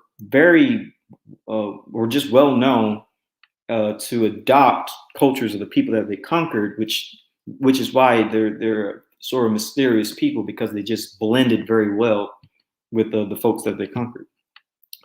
For example, we have no evidence of a distinctive Hurrian military system. It seems that if ever there were a people who were both everywhere and nowhere, it was the Hurrians. So again, these Hurrians are they're an interesting group, very, very mysterious. As they said, they're both invisible and not invisible. So when the kingdom of Akkad fell in 2190 BCE, the Hurrians and others exploited the consequent power vacuum in Mesopotamia. There was no Hurrian empire as such, but some of the independent city-states ruled by Hurrian kings may well have formed together in loose confederation. Still others were in conflict with each other. By the second quarter of the 2nd millennium BCE, the Hurrians were migrating into northern Syria and eastern Anatolia as they moved westward and southward. Once again, military conquest was mixed with very peaceful migrations of Hurrian merchants, farmers, artisans, and nomads. The Mitanni kingdom of 15,000 through 12,040 BCE, which was predominantly Hurrian in culture. And so we're just ending right there. Here's the area of the Hurrians, just visualizing this again for you. This is where they would have been. And let me see. So I'm going to read, because I think I already read this in the past. Yeah, so basically this section, the only reason I put this in the presentation is because it sort of goes into the fact that the Hurrian language is a language that's unrelated to Semitic or Indo-European tongues. And so that's an important fact to know. But let me see if there's something specific. Actually, yeah, that would have been the only specific thing. But here is the area of the Hurrians, again, close to Armenians and Hittites. But here's another good paper that deals with the Hurrians. The Hurrians were one of the most important civilizations of the ancient Near East, but we also have less linguistic, historical, and archaeological information about them than the Sumerians, Babylonians, Syrians, or Hittites. Hurrian epic poems are also a fascinating but lesser known aspect of ancient Near Eastern literacy traditions. But Hurrians played either critical role creating and transmitting Mesopotamian traditions across the ancient world, even as far as Greece, which is what the other quote said as well. Over 1,000 years of history, 2,500 through 3,000, 2,500 through 1,300 BCE, Hurrian civilization occupied a vast area from the Lozeb east of the Tigris and southeast Anatolia, embracing all of northern Mesopotamia and Syria. This helps us to understand how Hurrian culture embodied the convergence in different cultural traditions. The modern name of the people, Hurrians, and their language is based on the ancient geographical term Hurri, attested in cuneiform sources of the 2nd millennium BCE, and presumably denoted most modern Mesopotamia, most of Upper Mesopotamia. The Hurrian language was neither Semitic nor Indo-European. That's an important thing to keep in mind. And had only one relative, Urartian, attested in the 1st millennium BCE. The oldest historical and archaeological evidence for Hurrian civilization dates to the latter 3rd millennium BCE, and state and small kingdoms across northern Mesopotamia were governed by rulers with Hurrian names. One of these, the ancient city of Urartian, was recently excavated at Mozan in the Kebir Valley of northeast Syria. The foundation inscriptions of Telestau, a ruler of Urartian, who bore a Hurrian regal title in then, is the oldest document of the Hurrian language. The distinctive feature of the Hurrian culture and civilization is coexistence of Sumero-Akkadian influences and original Hurrian elements. In effect, Hurrians were intermediates passing Mesopotamian traditions to the western areas of the ancient Near East. During the first half of the 2nd millennium BCE, solid Hurrian elements in the population of Syria between the Mediterranean and the Euphrates is attested by many Hurrian personal names and texts, and is likely a result of movement at the end of the previous millennium. During their movements towards more western regions of Syria, the southeast Anatolian Hurrians encountered southwest Semitic cultural and religious traditions, which henceforth played a fundamental role in Hurrian culture. So Semites began to play a very important role among the Hurrians. Now, the largest and most important Hurrian state is the Mitanni Kingdom, flourished during the second half of the 2nd millennium BCE and occupied a wide area between Muzi and eastern Iraq and in southeastern Anatolia. Mitanni was one of the greatest kingdoms of the late Bronze Age, and for a century fought with Egypt for supremacy over Syria. In the first half of the 14th century, stability was reached between the great kings of Mitanni and the pharaohs and the Egyptian pharaohs. Dynastic marriages between princesses of Mitanni and Egyptian pharaohs resulted in attested in the corpus diplomatic correspondence between the two courts, discussed in an Egyptian archive at the capital of Al-Armana. But Mitanni state could not resist the military expansion of the Hittite Empire under the king Senupalami I, who conquered most of Mitanni Syria territory and ceded the end of these great kingdoms in the 1340 BCE. So here is the region of the Hurrians, again, situated between the Tigris and the Euphrates, at least on this map. And here are, of course, the Hittites and the Urartian. And so this book as well goes into the history of the Hurrians a little bit, dealing with language. It says the Hurrian language is attested from the last century of the 3rd millennium BCE until the middle of the 13th century BCE. Hurrian was a language of the once powerful Mitanni Empire. After Assyrian conquest of the areas populated by Hurrians in North Mesopotamia, many of them seem to have deported by Nuranti the First, 1244 through 1208 BCE, who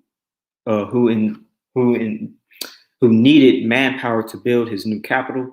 These events probably caused major disruptions in the survival of Hurrian language. According to McQueen and Greg, Hurrian became extinct not long after the fall of the kingdom. After the fall of that kingdom in the 13th century BCE, probably around 1000 BCE. Here's a Bible book that goes into it, the facts, fiction, and the Bible.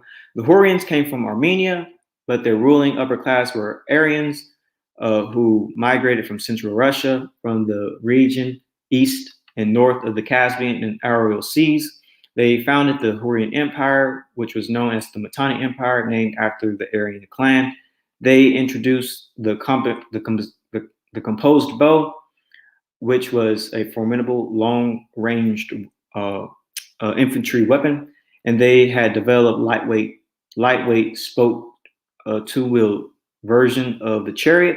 Because of their military superiority, they were able to extend their influence throughout Syria and Palestine. Preferring to live in the cities, they became the local ruling class.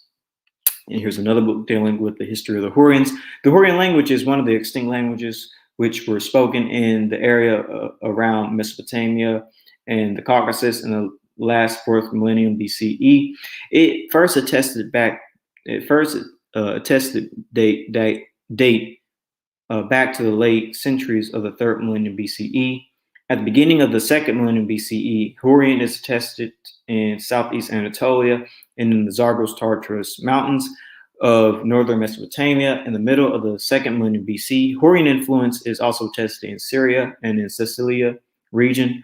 Hurrian was the main language of the Mitanni Empire, as it attested by the so-called Mitanni letters written by Tustarat, king of Mitanni, to Menephis III. The proto-history of the Hurrian language and people is shrouded in some uncertainty. There is a good indication that the presence of the Hurrian people in Upper Mesopotamia is fairly ancient. To start with, Hurrian is closely related to Urartian language, which was spoken in Eastern Anatolia, a little to the north of east of Hurrian, between 850 through 600 BCE. Urartian is not a descendant of Hurrian. Rather, they are sister languages, both going back to a common Urartian language parent language, probably located in the northeast of Mesopotamia in the foothills of the Caucasus Mountains, and dated to before the 3rd millennium BC. Denkoff, who can be credited for establishing the relationship between the two languages, concludes that Urartian is not a late dialect of Hurrian, but a separate language derived from one. In this book called The History of Ancient Palestine, it says, among the invaders of Syria during the 2nd millennium BCE were the Hurrians, a non-Semitic people, keep that in mind, a non-Semitic people, which as time went by created one of the most powerful states in the Near East, namely the Mitanni Kingdom. The spread of the Hurrians, as well as their importance, is witnessed by texts from Nuruzi, Bagnozki, Al-Mahak, Mari, Rash Shima, Al-Myrna,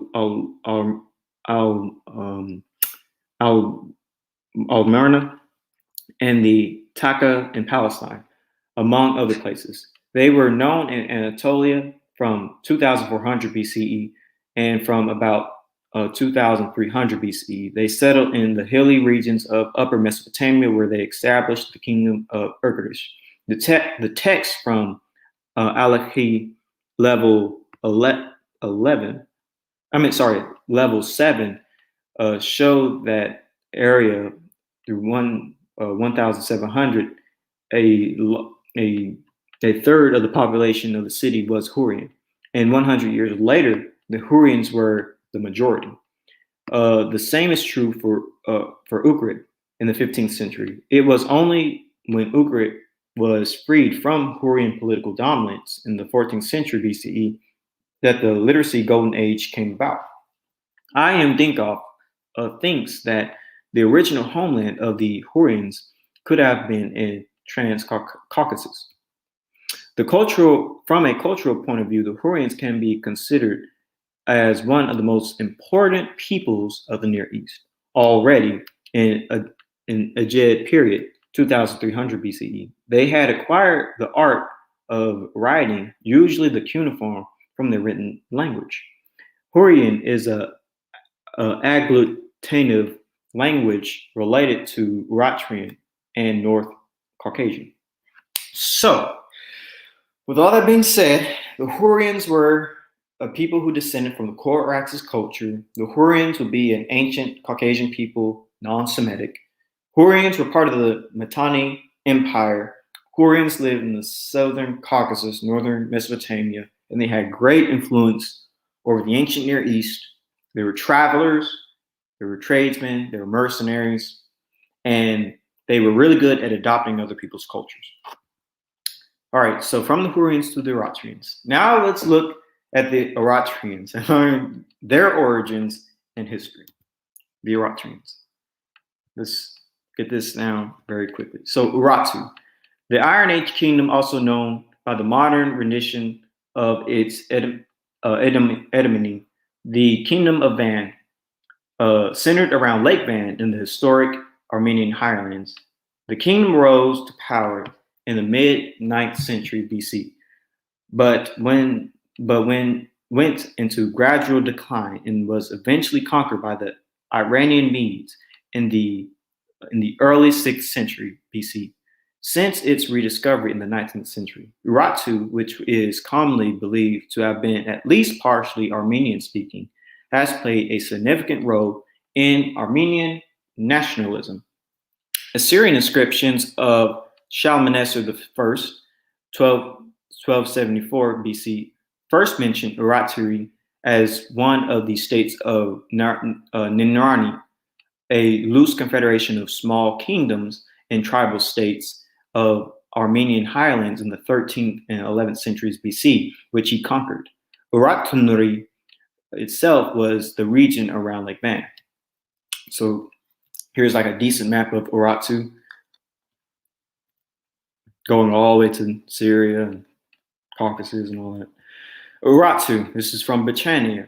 Urartu, ancient country of Southwest Asia, centered in the mountain region, southeast of the Black Sea and southwest of the Caspian Sea. Today, the region is divided among Armenia, eastern Turkey, and northwest Iran, mentioned in Assyrian sources as from the early 13th century BCE. Urartu enjoyed considerably political power in the Middle East in the 9th and 8th centuries BCE. The Urartians were succeeded in the area in the 6th century BCE by the Armenians. Urartu is an Assyrian name. The Urartians themselves called their country Belenenili, and their capital located at modern Van, Tushpa. Most remains of Urartian settlements are found between the lakes Sildur and Van in Turkey, Urmurna in Iran, and Savan in Armenia, with a sparser extension westward to the Euphrates River. So here's the Armenian homeland. And there's modern Armenia. We have a very small portion of land today. So Urartu, here's from another article. Urartians adapted the Assyrian cuneiform writing system, and the inscription of Saduret I, referred to above and is written in Assyrian language. His son Ishpidi, 830 through 810 BCE, Later rulers all wrote in the Urartian language distinctively related to the isolated non-Indo-European, non-Semitic Hurrian language. In the second half of the 7th century BC, every Urartian site known from excavations in Anatolia, Iran, and the Caucasus was destroyed. And judging from architecture evidence closely in time to one another. So Urartu really seems to have fallen all at once. The precise date of this massive organization, or of this massive organized attack, and the identity of the perpetrators is still being investigated. Some scholars have suggested that the enemy was the nomadic Scythians or the Medes. And here is another good map of Urartu. Sorry, it's kind of blurry, but it was the best image I can find. So, Urartu civilization. Urartu, also known as the Kingdom of Urartu or the Kingdom of Van, was a civilization that developed in the Bronze and early Iron Age of ancient Armenia, eastern Turkey, and northwest Iran from the 9th century BCE, controlling territories through military might and the construction of fortresses. The kingdom boasted a living production in the arts, especially metalwork. Surviving only 2 centuries, the kingdom mysteriously disappeared in the 6th century BCE and was only rediscovered as a distinct and recognizable ancient culture by excavations carried out in the 19th century CE. Urartu sprang from a confederation of kingdoms which had developed from the 14th and 13th century BCE onwards. A recognizable independent state known as Urartu developed from the 9th century BCE, which combined these smaller kingdoms probably in response to the external threat of Assyria.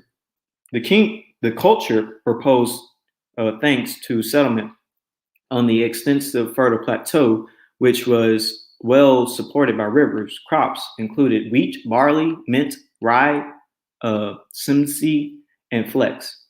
Viticulture was also important. Winemaking in the region, perhaps being the earliest anywhere, remains of fruit found at Urartu sites included plums, apples, cherries, quinces, and pomegranates. Animal husbandry proposed thanks to excellent mountain pastures, and sheep, goats, cattle, and horses were all bred. Mineral deposits in the area included gold, silver, copper, lead, iron, and tin. The location of trade routes between the ancient Mesopotamia, Asia, and Anatolian cultures was around source of prosperity. Although protected by mountains in the north and south, defense was potentially necessary against attackers from the east and the west, eager to capitalize on the region's wealth.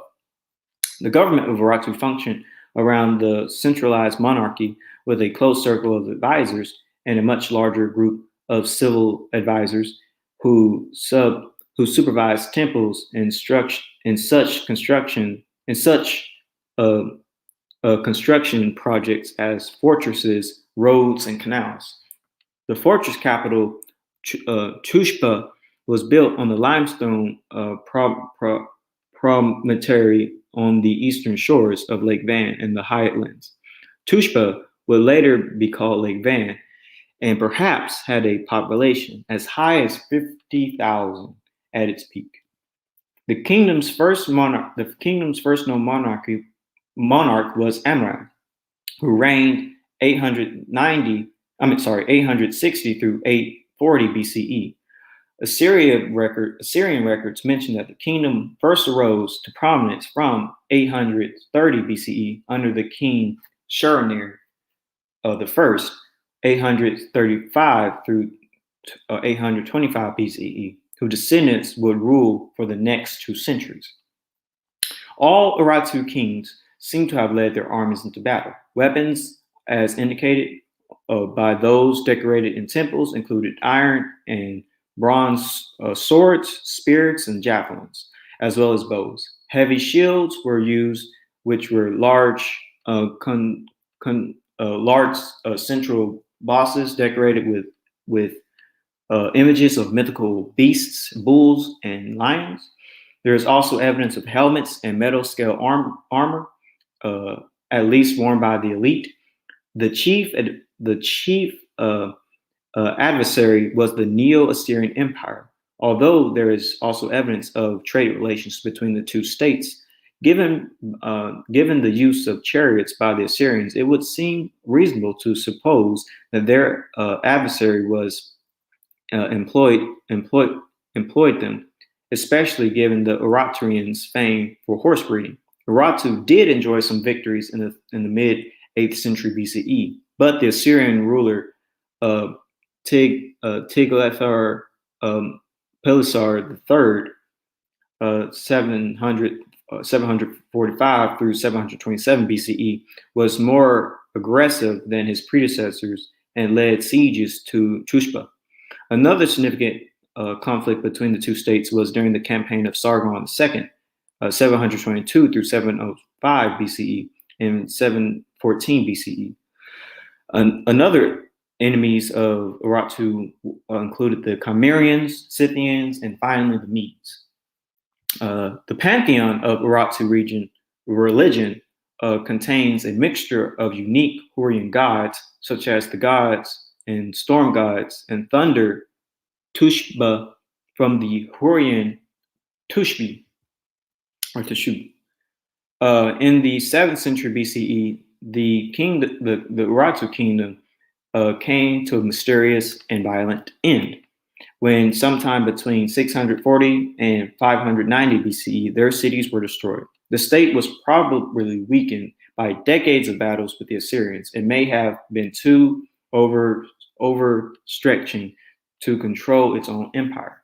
The perpetrators are not known, but the Scythians are one candidate, the Cimmerians another, and even possibly forces from within the territories administrated by the Urartian kings. Here's a book dealing with the Urartu as well, and it says the kingdom of Ararat, Urartu, or Bliteni, or Blitanali, was situated in northern and southeast Lake Van. The fusion by conquest or treaty of a number of Hurrian chieftains had produced by the 13th century BC a powerful kingdom, which after the 10th century BC, under the session of vigorous kings, expanded and occupied the region under the upper Euphrates in the west, and the Caspian Sea in the east, the Caucasus Mountains in the north, and the Tartarus region in the south. So this is Urartu. So the Urartians were a people who descended from the Kura-Araxes culture, like the Hurrians. The Urartians would have been an ancient Caucasian people who also spoke a non-Semitic language, like the Hurrians. And the Urartians had a civilization known as Urartu, situated in the region of Greater Armenia. And the Urartians lived in the southern Caucasus and northern Mesopotamia, and they existed from the 9th century all the way to the 6th century. So the Hurrians and the Urartians are both non-Semitic people. This is important to understand. Furthermore, they seem to be closely related peoples, but Hurrians might be a bit older than the Urartians. Of course, they also lived in the same geographical region. I'm just going to start right here. It is generally believed that the speakers of this language originally came from the Armenian highlands and spread over southeast Anatolia and northern Mesopotamia at the beginning of the second millennium BC.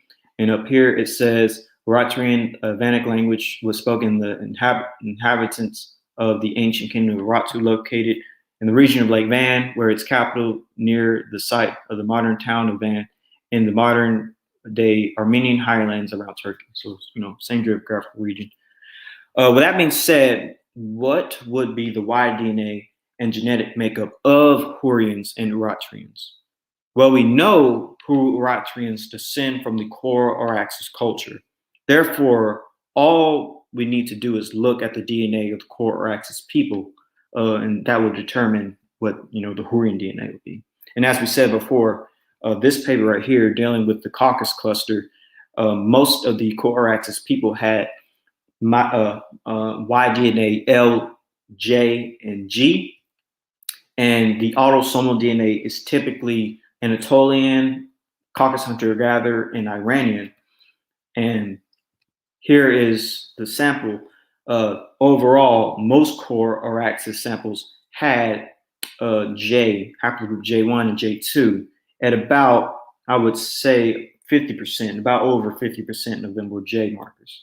And again, Kura-Araxes DNA is Caucasus hunter-gatherer, Anatolian, and Iranian. So that would be sort of the genetic makeup of the Hurrians. And there are, articles that literally say that Hurrians would have carried haplogroup J, such as this article that I read earlier in the presentation.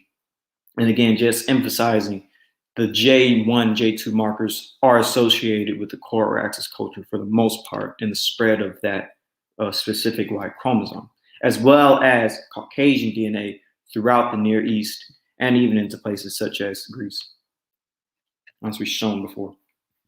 So, based on the ancient DNA of the Kura-Araxes culture, haplogroup J is likely the Y DNA of Hurrian-Urartians. Caucasian autosomal DNA is likely the genome of the Hurrian-Urartians. Even if you look at modern populations who descend from Hurrian-Urartians, such as the English and the Chechens, they possess high amounts of haplogroup J and autosomal and are autosomally, they're Caucasian autosomal. And as I said, the Chechens, the English are the closest to the Hurrian-Urartian in terms of language. And so again, when it comes to these groups, again, haplogroup J2A4B-M67 comprise 51 through 79% of the Y chromosomes in the English and 3 Chechnyan populations. And finally, haplogroup J1-M267 comprise 44 through 99% of the Avars, the Dargans, the Katanak, the Kapbuchi, and the Asbangis. And again, just showing you these Caucasus populations have the highest amounts of J, who are of course descendants of the Hurrians and the Urartians, and they are descendants of the Kura-Araxes. You can find up to nearly 100% of J1 in the Caucasus and up to 87% of J2 in the Caucasus. So even if you look at the geographical location of the Hurrian and the Urartian homeland, it overlaps in the same location where haplogroup J males lived. So again, looking at the Hurrian-Urartian language map, looking at the placement of the Hurrians being in that region of Anatolia, Syria, and northern Mesopotamia, the Zagros Mountains and the Tartarus regions, we see that basically Urartu also fits in this geographical location. And of course, this is also where we have the origin of the J markers and ancient J males. Reading what's in blue right here, among them, haplogroup J-M304 is found in the Caucasus, Iranian, and Anatolian hunter-gatherer farmers, but not in the Levantine ones. So these guys were mostly concentrated far in the north, and they hadn't penetrated the Levant. And it even says right here, unfortunately, so far, DNA studies are missing from the Arabian Peninsula and Mesopotamia, where J-M304 is frequent nowadays, which goes to show you that they eventually came into the areas of the Arabian Peninsula and Mesopotamia. They weren't indigenous to these regions. Again, they would have appeared in the Zagros, Anatolian, and Caucasus, but not in the Levant or Mesopotamia. So there is much evidence that supports that Hurrian-Urartians would have had haplogroup J. Furthermore, we actually found Hurrian remains, and this is a very interesting thing. We actually found Hurrian remains, and they were overwhelmingly haplogroup J. But I'll cover that on another day for another presentation, because you'll be surprised where we found these Hurrian remains with haplogroup J, and specifically you'll be surprised who they are related to in modern days in this particular location. It's very, very interesting. But my last point that I'll make is phenotype. What would the phenotype of Kura-Araxes and Hurrian-Urartians be? Let's look just kind of get an idea. And I think you kind of already know the phenotype would be Armenoid, because we're dealing with that geographical location of the Armenian highlands, the Asia Minor highlands, and this is typically the phenotype in ancient times and even to this day. Again, is basically to have white tan skin with a hook nose, black hair, dark eyes, things of that nature. And it would be Armenid, as they call it, brachycephalic, round head, stuff of that nature. But also you would have the Caucasian type, which is the Mitibid type, which is seen in the Chechenians and the English, and also the Anatolian type, which I described in the past, predominantly seen in the Anatolian region, not just the highlands, but the lowlands. And also you would have the Indo-Iranian type seen among the Kura-Araxes type of phenotypes, since the Kura-Araxes also went into Iran. But the people of the Kura-Araxes culture and the Hurrian-Urartians would look like Armenoid, or a subtype of the Armenoid race. But with that being said, what ancient civilizations were influenced by the Hurrians? Because as we read earlier, the Hurrians were among a lot of ancient peoples, but what civilizations were influenced by them? So the Hurrians, this is a book from the Cambridge Ancient History, and it says, the Hurrians it is true, showed a marked capacity for assimilating in cultural values of more advanced peoples with whom they came in contact with. So basically this section, this one sentence right here is explaining that the Hurrians were really great at, assimilating, joining other cultures of people. So let's look at the Mitanni and the Hurrians. And of course, the Mitanni Empire is in the region of Syria, modern day Syria and Iraq, actually. So as we said before, skipping this quote because I just read it, the Mitanni was a Hurrian-speaking state in the northern Syria and southeast Anatolia. The names of the Mitanni Ocracy were frequently are of Indo-Aryan origin, and their deities also show Indo-Aryan roots.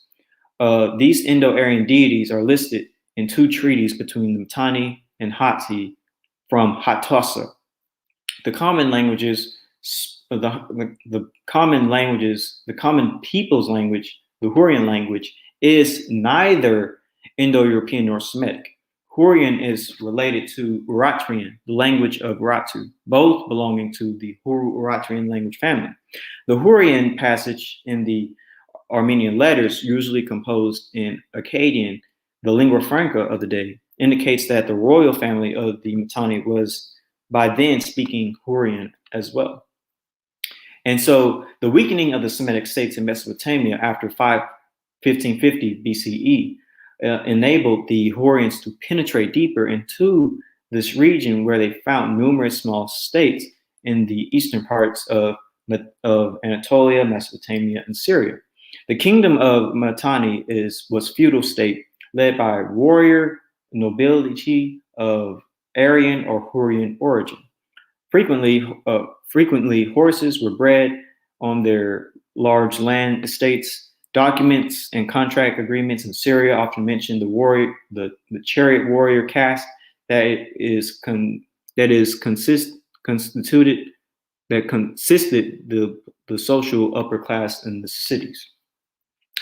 Here is the World Encyclopedia dealing with the Mitanni. The Mitanni dynasty ruled over the northern Euphrates Tigris region between 1475 BCE and 1275 BCE. While the Mitanni kings were Indo-Iranians, they used the language of the local people, which was at the time a non-Indo-Iranian language, Hurrian. And so the land is sometimes referred to in ancient records as the land of the Hurrians.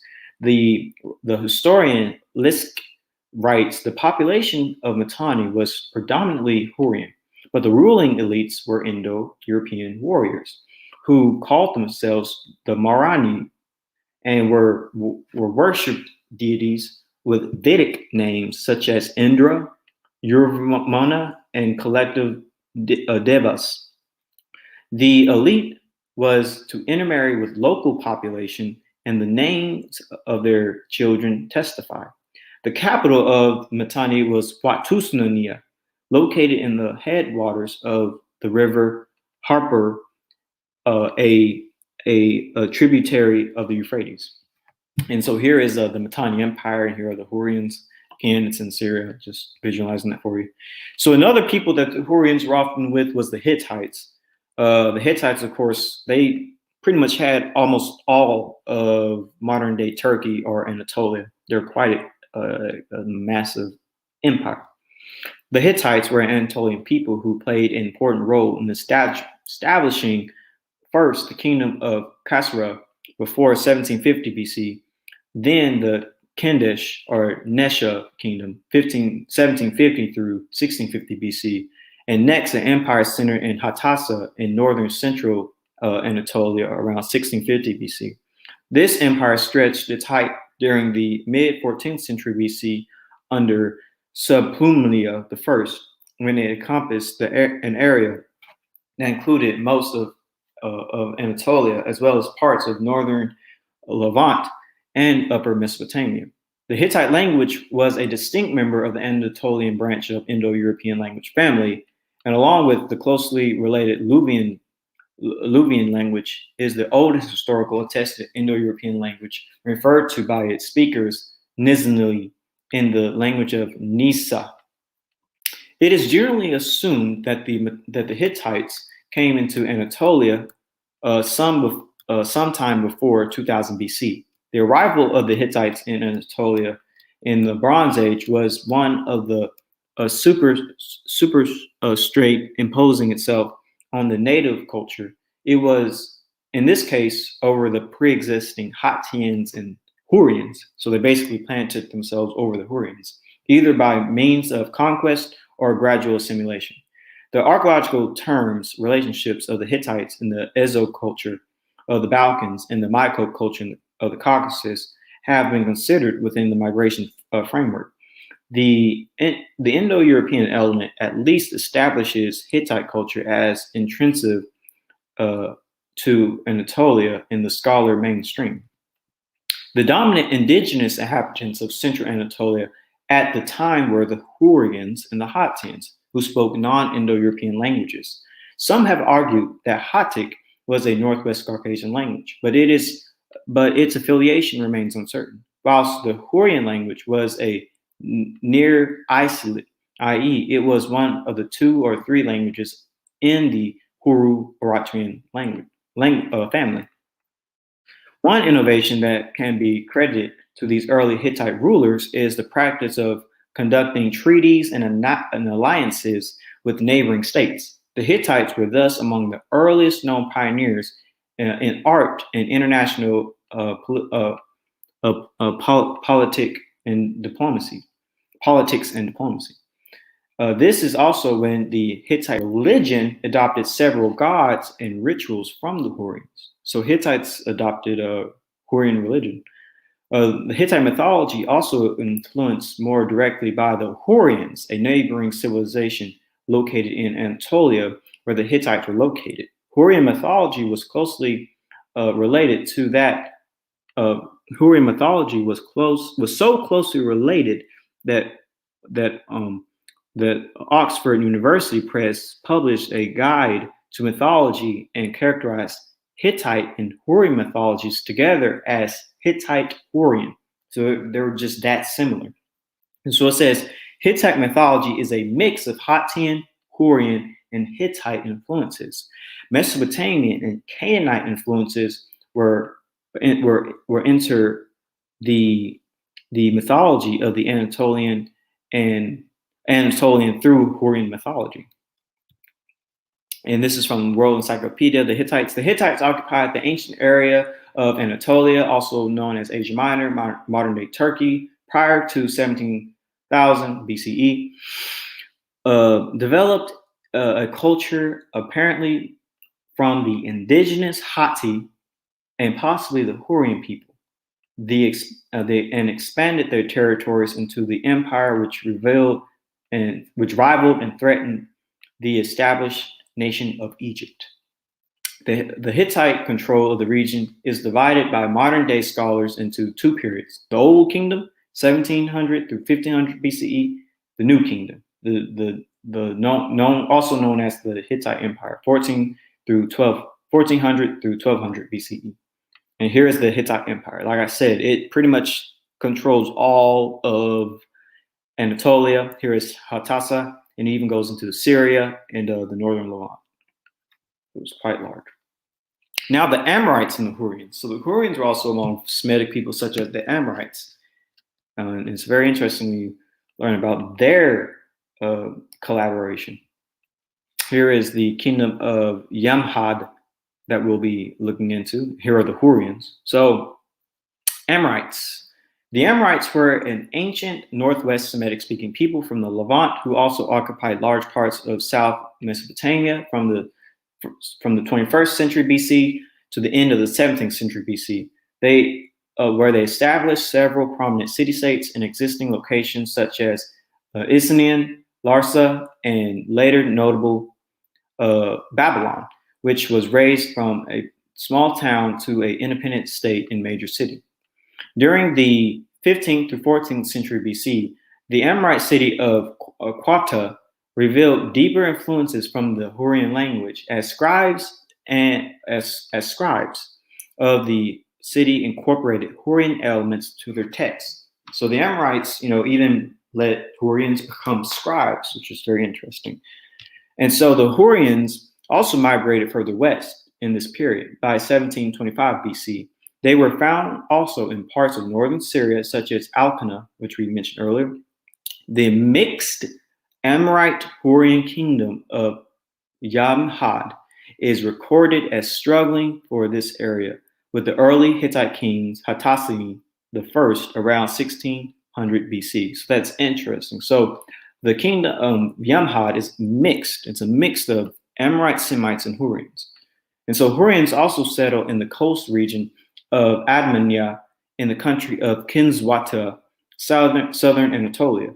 Yamhad eventually weakened Viceroy,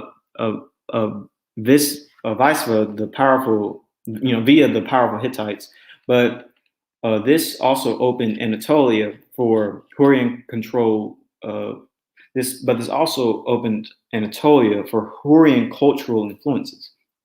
The Hittites were influenced by both the Hurrians and the Hattian cultures over the course of several centuries, which we mentioned earlier about this Hurrian connection with Hittites.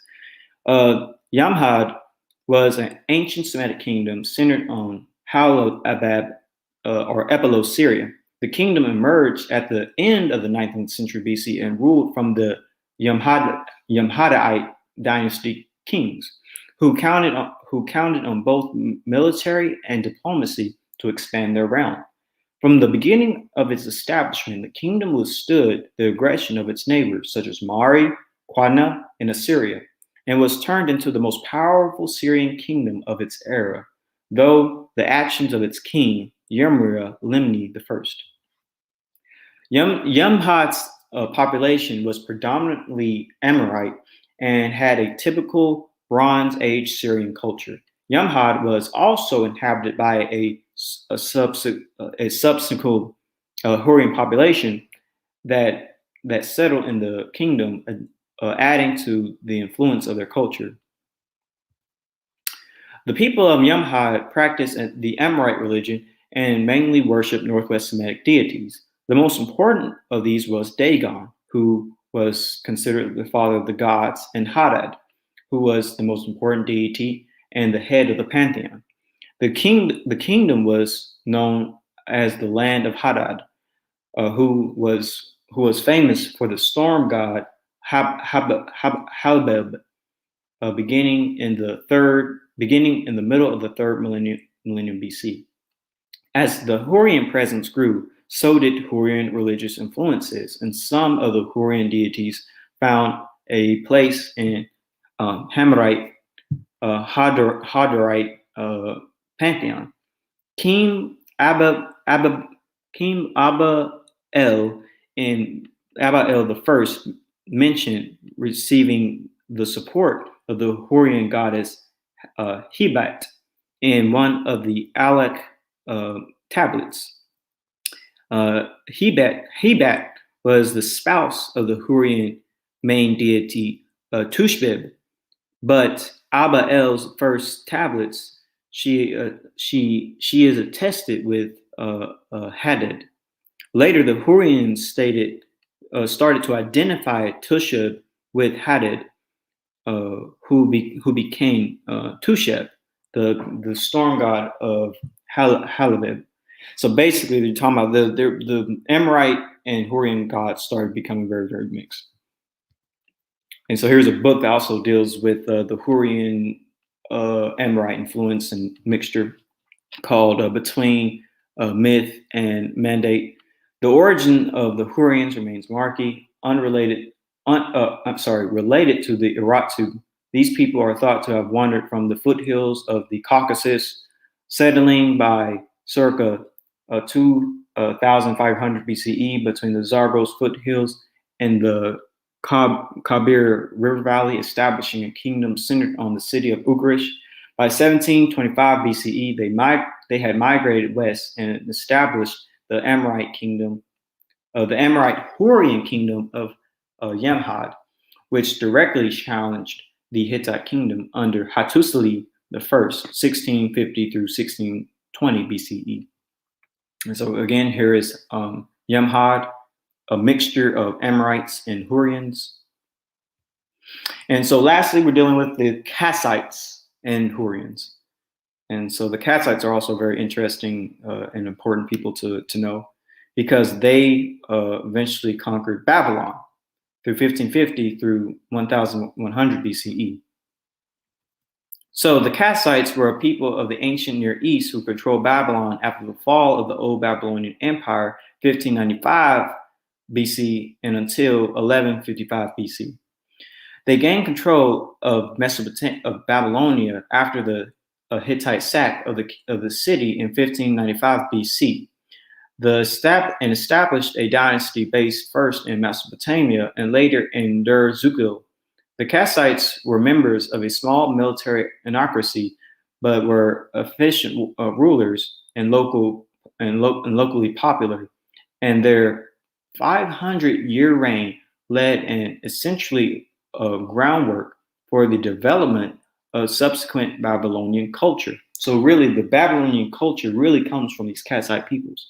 The chariot and horses, which the Cassites worshipped, first came into use in Babylon at this time. So Cassites brought things like horses and chariots. That's why these people are very important.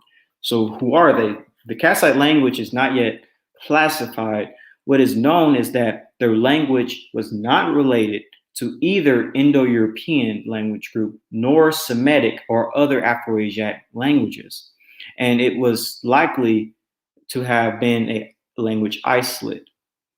Although some linguists have proposed a link to the Hurrian-Urartian language of Asia Minor. So it's interesting that the most important people who formed Babylon, the Cassites, they weren't Indo-European speaking, they weren't Semitic, and they weren't Afro-Asiatic, but they may have been Hurrian-Urartian.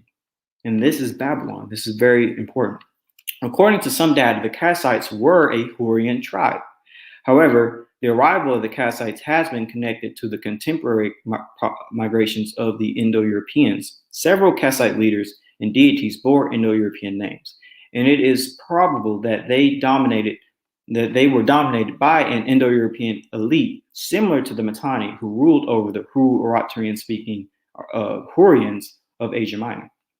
And so here's the Cassite Babylonia. And again, they are what truly formed the Babylonian culture. So we see that the Hurrians were a great influence over many, many ancient Near Eastern civilizations. And they were really great at assimilating and joining these peoples, according to the Cambridge Ancient DNA book.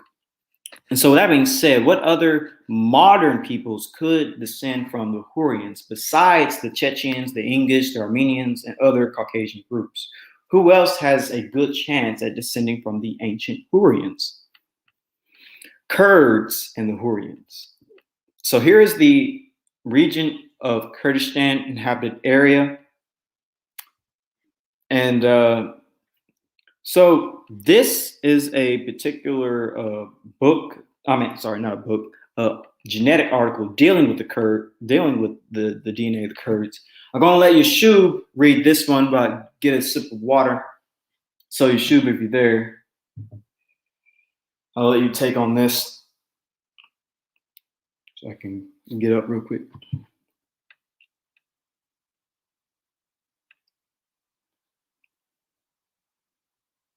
Yeshub, you there? Or maybe he fell asleep.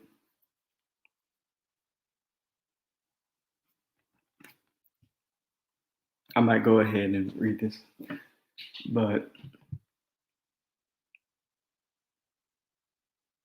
all right, I'll go ahead and read this. Hold on.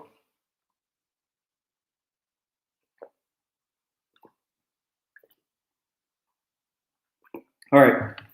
So this particular article, genetic paper, deals with the genetics of the Kurds. So Turkish and Kurdish HLA profiles have studied for the first time the comparative study of the NL frequencies, characteristic haplotypes, genetic distances, and with other Mediterraneans, complemented by neighbor joining demographisms and correspondence analysis. Turks, Kurds, Armenians, Iranians, Jews, Lebanese, and other Eastern and Western Mediterranean groups seem to share a common ancestry, the older Mediterranean substream. Anatolian, Hittite, and Hurrian groups older than 2000 BC, these may have given rise to present-day Kurdish, Armenian, and Turkish populations. And it says, Turks cluster with the Eastern Mediterraneans, including Kurds and Armenians. Taking all our different types of data analysis together, Turks, other Anatolians like Kurds and Armenians and Iranians appear as belonging to older Mediterranean substream included with the Eastern Mediterranean group. In summary, it seems that Turks, Kurds, and Armenians are very close genetically, and all seem to have been living in the area for millennia. So Turks, Kurds, and Armenians are genetically close to each other. Here's another genetic article dealing with the Kurdish people. And it says, Kurds from Iraq, Domek and Hilberi area, northern Iraq, have been analyzed for HLA genes. Their HLA genetic profile has been compared with that of older Kurd groups from Iran and Tbilisi, Georgia, Caucasus, and also widespread populations. Our HLA study conclusions are that Kurds most probably belong to an ancient Mediterranean / near Middle East / Caucasian genetic substream that at present results in those previously obtained by us in Kurds may be useful for medicine in future Kurdish transplantation programs. It is discussed that one of the most ancient Kurd ancestor groups is in Hurrians, 2000 years BCE. Very interesting. On the other hand, Kurd people live in different countries in the Near East, such as Syria, Armenia, Turkmenistan, Kazakhstan, Turkey, Iraq, and Iran, also called Turkmenistan, land of the Kurds. Turkmenistan is a region placed South Caucasus and north of ancient Mesopotamia. According to genetic studies like HLA, and Turkish and Kurdish populations. An Anatolian Mesopotamian source for both populations was put forward. It may be possible that Kurds are initially coming from ancient Hurrians. And so here's the region of Kurdistan, the land of the Kurds today, by the way. And further, following the same study, it further says, the second cluster comprises Europeans, Mediterraneans, Caucasus, and Iranian populations. Iraqi Kurds, Iran Kurds, and Georgian Kurds are located relatively close together.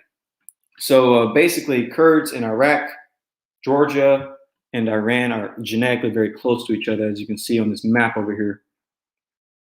And they're also related to other groups that I'm not going to name at the moment. But the plain genetic distance showed that Iraqi Kurds' closest genetic distance are the following: Middle East population, Near East populations, such as Iraqi Kurds, Palestinians, Far Parsi, Georgia Kurds, and Ashkenazi Jews. Eastern Mediterranean populations, Armenians, Cretans, and Macedonians. And Mediterranean populations, Sardinians, Spaniards, and Algerians, and Italians. Very interesting. So Kurds are closely related to all these groups. And again, this paper is seeming to imply that the ancient ancestors of the Kurds would have been Hurrians. So are all these other populations also closely related to Hurrians? Let's keep reading. Our conclusion were that the HLA profile showed that Kurds form part of a Mediterranean stock of people that also had Caucasus genetic traits like Selvan Georgians. Also, it is worthy mentioning that Lak populations, East Caucasus area, may be close to both Lur and Kurd populations, and Lak name would be considered composed of Lur and Kurd words.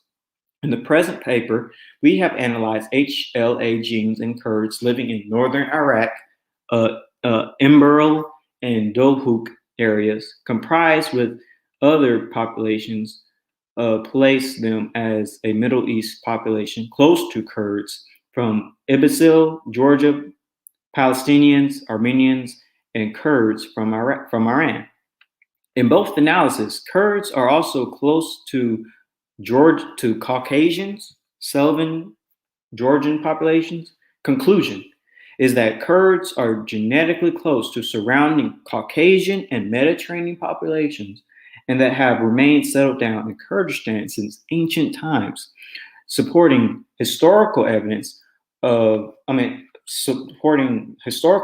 is reviewed in our previous work. HLA genetic similarities have been reported between Turks.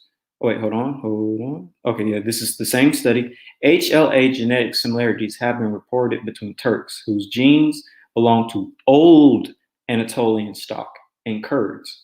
Kurds and Turks speak languages that are included in different families. However, Kurd HLA genes studies includes them in Mediterranean stock together with Turks. Other genetic studies based on Y chromosome in Kurds from Turkey, Georgia, and Iran identify a dominant presence of haplogroups originated in the Middle East, Anatolia or Mesopotamia, and show a close association with Jews, Lebanese, and Turkish genes.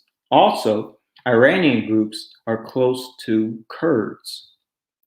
Thus, Middle East groups from Mediterranean border and Kurds seem originally to belong to similar ethnic group according to HLA autosomic and Y chromosome genes results.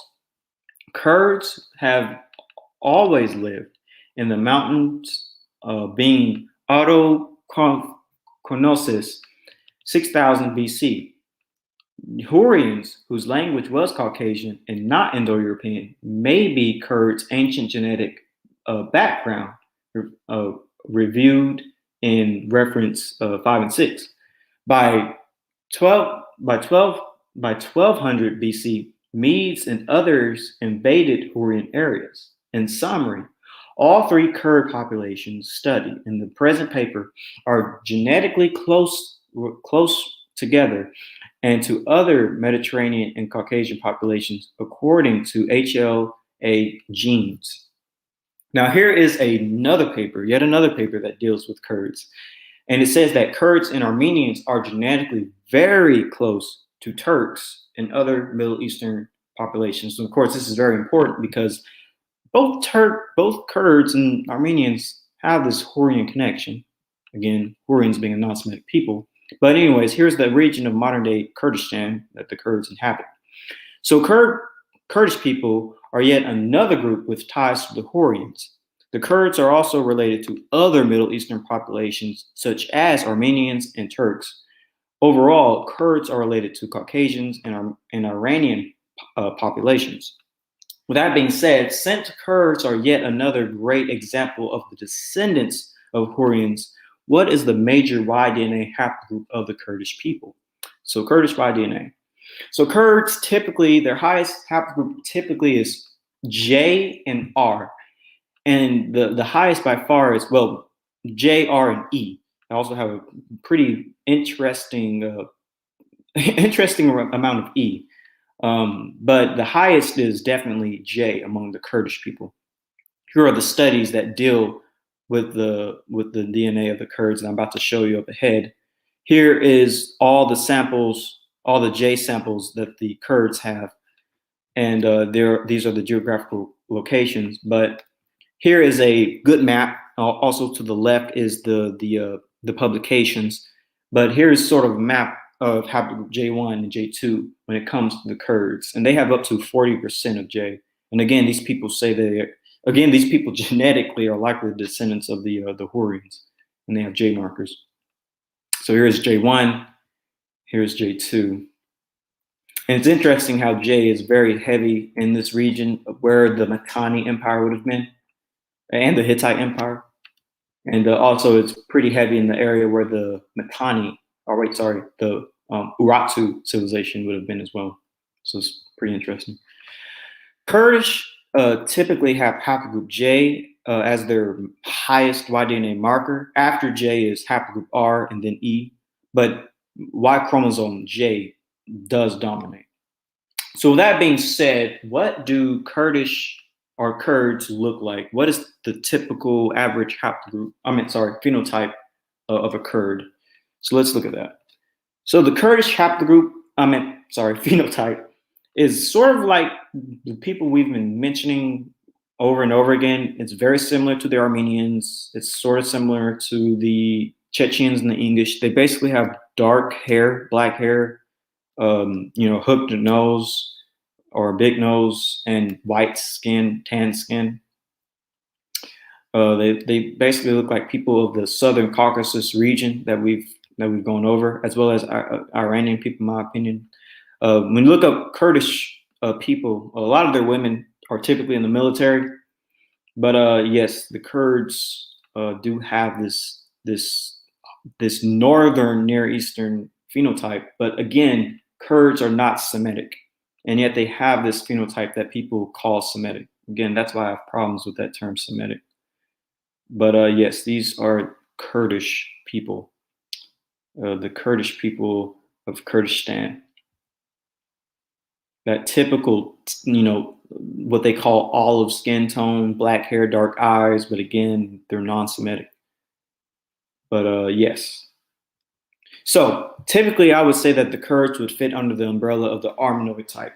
They pretty much look like Armenoids, having white to tan skin, black straight to wavy hair, dark brown eyes, hooked nose, etc., etc.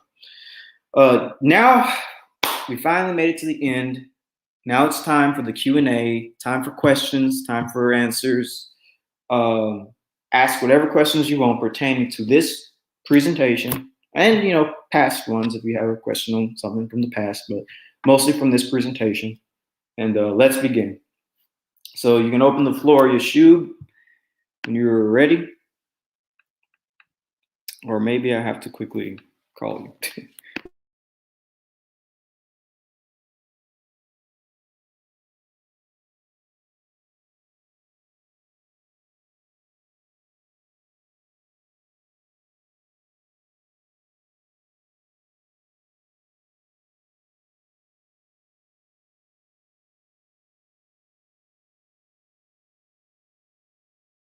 Give me a quick moment, you guys. Trying to contact the shoe.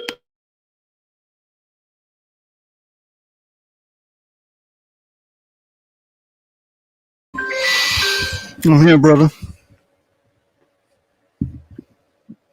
He's alive.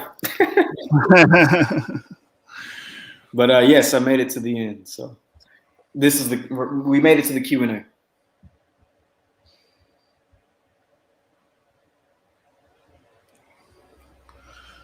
All right.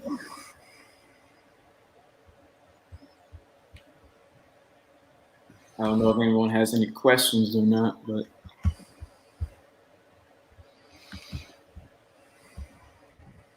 was there anything you wanted me to highlight or whatever? Maybe I could.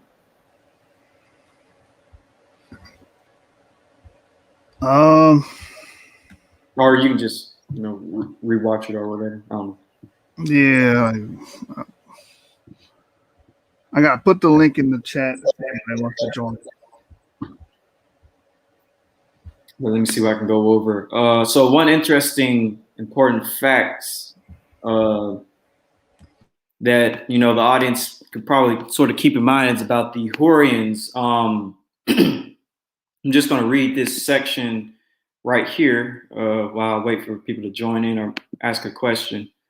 So from the World Encyclopedia dealing with the Hurrians, they say that it was likely that the Hurrian conquest of that region was a complex phenomenon, including peaceful migrations, infiltrations by mercenary bands in the pay of local city-states, followed by the rise to power of mercenary warlords, culminating in the eventual full-scale migration of Hurrian herding tribes out of the mountains into the more fertile river valleys.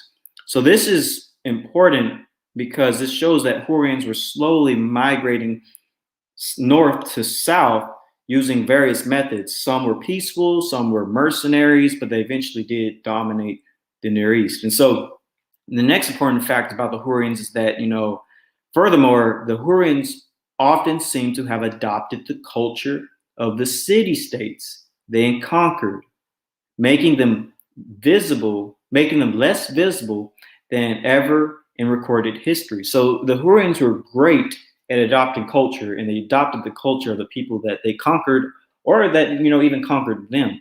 And that's what's interesting about these Hurrians. Furthermore, it says, for example, we have no evidence of a distinctive Hurrian military system. It seems that if ever there were a people who were both everywhere and nowhere, it was the Hurrians.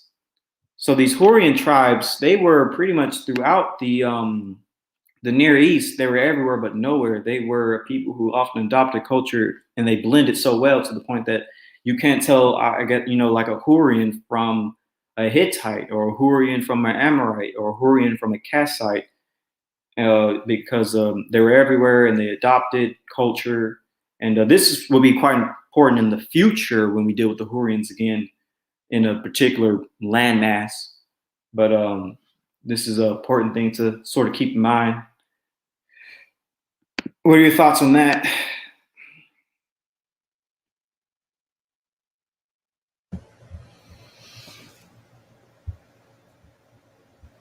Yeah, I think that's crazy about the visibility of the actual Hurrians.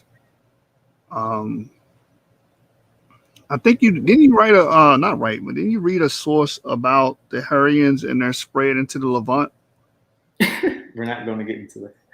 Oh, I thought I heard that. I'm just saying. I mean, there was some quotes that I quickly read across so that it wouldn't stick in people's minds.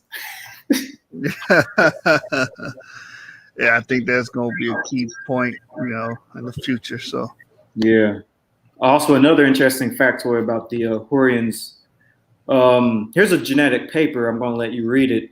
Dealing with the Hurrians, you can read this in in all these groups. I talked about the Kurdish connection to the Hurrians. You can read that. Yeah, it says Turkish and Kurdish HL profiles are studied for the first time. The comparative study of their allele frequencies, characteristics, haplotypes, genetic distances with other Mediterraneans is complemented by neighbor joining genograms and correspondence analysis. Turks, Kurds, Armenians, Iranians, Jews, Lebanese, and other Eastern and Western Mediterranean groups seem to share a common ancestry, the older Mediterranean substratum. Anatolian, Hittite, and Hurrian groups older than 2000 BC. These may have given rise to present-day Kurdish, Armenian, and Turkish populations. And this is very important because we have been just going over and over again how these Caucasian populations are related to quote-unquote Semitic Near Eastern populations, yet really all these peoples are going back to this group known as Hurrians. And of course, Hurrians are a non-Semitic people in origin, which is why the Hurrians are very important people to study. And as the source I read earlier, they assimilated very, very easily with other people's cultures where they just sort of just blended in. So yeah, and that's what it says. Jews, Lebanese, Iranians. And I'm sorry, hold on, let me go back. That pretty much blows the cap off of those people groups and who they are.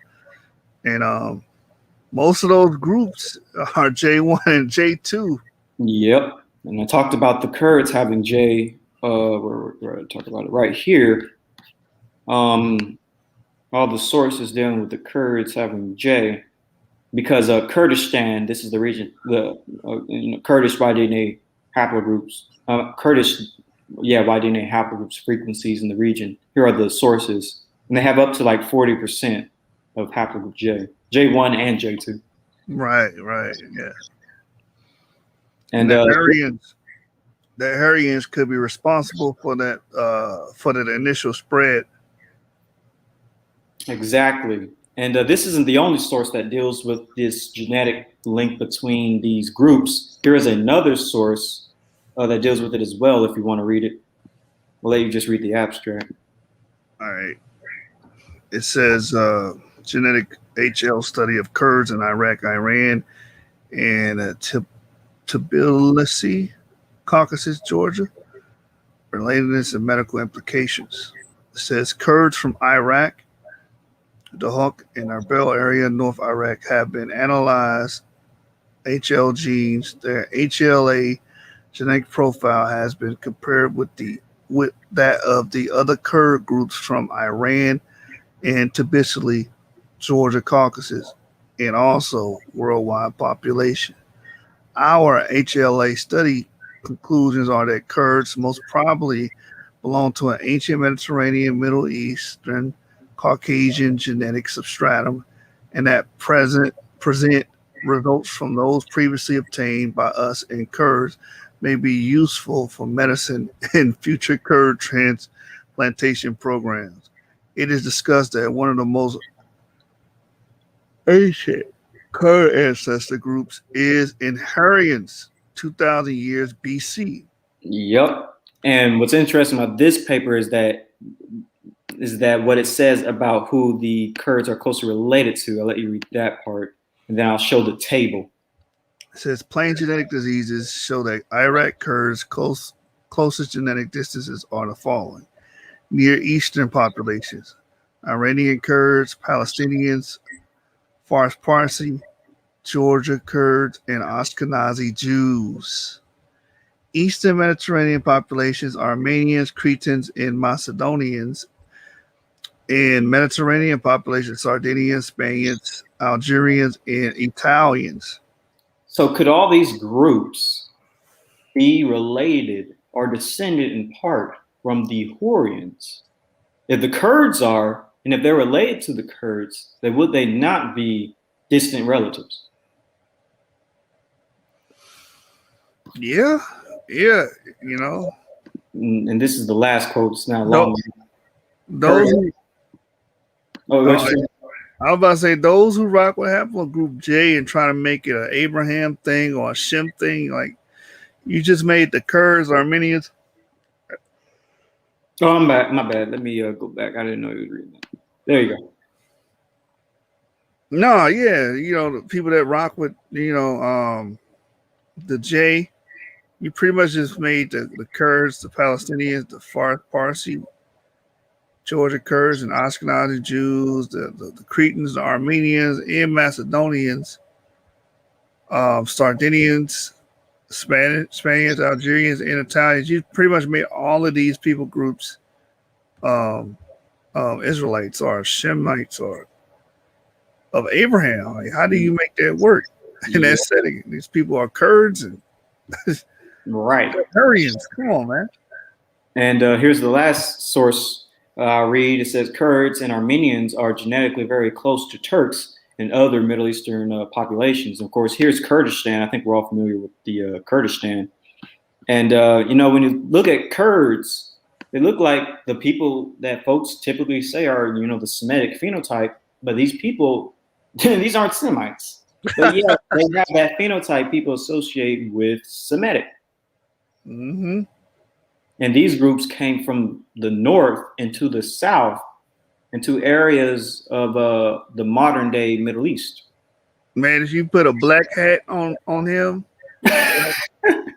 these people could easily look like Hasidic Jews. I'm just saying, man. They can look like Arabs. They can look like Saudis, So let me see. You remember what Nathaniel Jesus says? He believes that J1 became so prevalent in the regions it's pervasive at, the Middle East, places of that nature, and Arabia, is because of the Turks. And you just mentioned that these people are even related to the Turks. Right. Well, you can read this right here. This is from the Cambridge Ancient History, and it also talks about Hurrian assimilation. And check that out. Yeah, it says the Hurrians, it is true, showed a marked capacity for assimilating the cultural values of the more advanced people with whom they came into contact with. So, if Kurds ran into, I don't know, let's say Israelites, they would have adopted the culture and blended in. And they would have did this with many ethnic groups. And I actually talked about that. I talked about the connection between the Hittites and the Hurrians. Like, for instance, in terms of religion, the Hittites adopted a lot of the rituals and the gods of the Hurrians. And the Hittite Empire would have been among the indigenous Hatti and possibly Hurrian peoples. And of course, I went over even the Amorites, the Semitic Amorites. You can read right here, starting right here, just the one sentence. You don't have to read the whole thing. The one sentence right here. It says the mixed Amorite Hurrian kingdom of Yamhad is recorded as struggling for this area with the early Hittite king Hattusilus the first around 1600 BC. And you can read the last sentence right here. It says the Hittites were influenced by both the Hurrian and Hattian cultures over the course of several centuries. Yep. And of course, the Amorites are Semites, but yet there was a mixture of these Amorite, Syriite people of Yamhada in the modern day Syria. And the population, the population was pretty like evenly fit when it came to them, because the Hurrians had a pretty good dominance in the region of Yamhada. And also I talked about the Mitanni, of course. Actually, this section right here is very important. You can read that one sentence if you want. And it really explains how these Hurrians started to take over. The Hurrian and Mitanni kingdoms, the weakening of the Semitic state in Mesopotamia after 1550 enabled the Hurrians to penetrate deeper into this region, where they founded numerous small states in the eastern parts of Anatolia, Mesopotamia, and Syria. Yep. So when the Semitic kingdoms became weakened, these Hurrians began to dominate the region. And of course, the Mitanni also had Indo-Aryans with them as well, or Iranians, as well. And also talked about also the Kassites. A lot of people don't know about the Kassites, but the Kassites, they pretty much really influenced Babylonian culture. And it's believed that even the Kassites themselves were not Hurrians. We're not Semites and whatnot. You can read what's in yellow if you want, only what's in yellow, this sentence and this sentence. Yeah, it says the Kassites were members of a small military aristocracy, but were efficient rulers and locally popular. In their 500-year reign laid an essential groundwork for the development of subsequent Babylonian culture. Yep. The Kassite language has not been classified. What is known is that their language was not related to either the Indo-European language group nor to the Semitic or other Afro-Asiatic languages. It is most likely to have been a language isolate, although some linguists have proposed a link to the Hurrian-Urartian languages of Asia Minor. According to some data, the Kassites were a Hurrian tribe. And so these Kassites ruled Babylon for 500 years and pretty much developed the Babylonian culture. And also right here in blue, it says the chariot and the horse, which the Kassites worship, first came into use in Babylonia at this time. So Babylonian culture, as we know it, is really Kassite. And Kassite, by the way, this is during the time period of the 15th century BC, by the way. But these Kassites, these Hurrians, ruled, Mesopotamia. He started taking over huge chunks of Mesopotamia, influencing civilizations as the Kassites and the Yamhata and the Hittites and the Mitanni. And it's interesting when I started learning about the Hurrians, because I had never even known about them, not in Bible class, not in my history classes in college.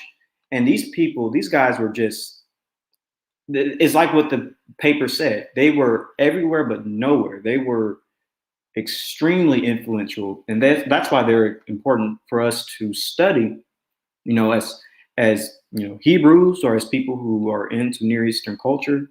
It is very influential.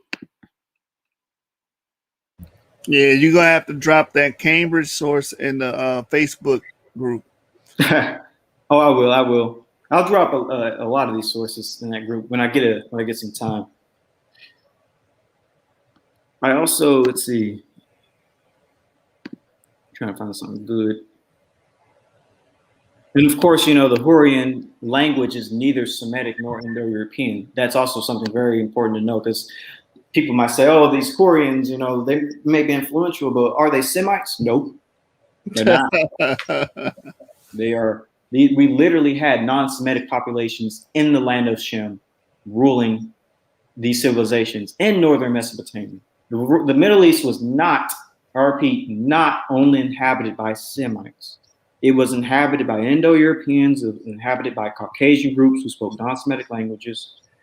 It wasn't just Semitic speakers in the Middle East in ancient times. Well, Abu told me that, Noah would be J, and Ham and Shem and Japheth would all be J.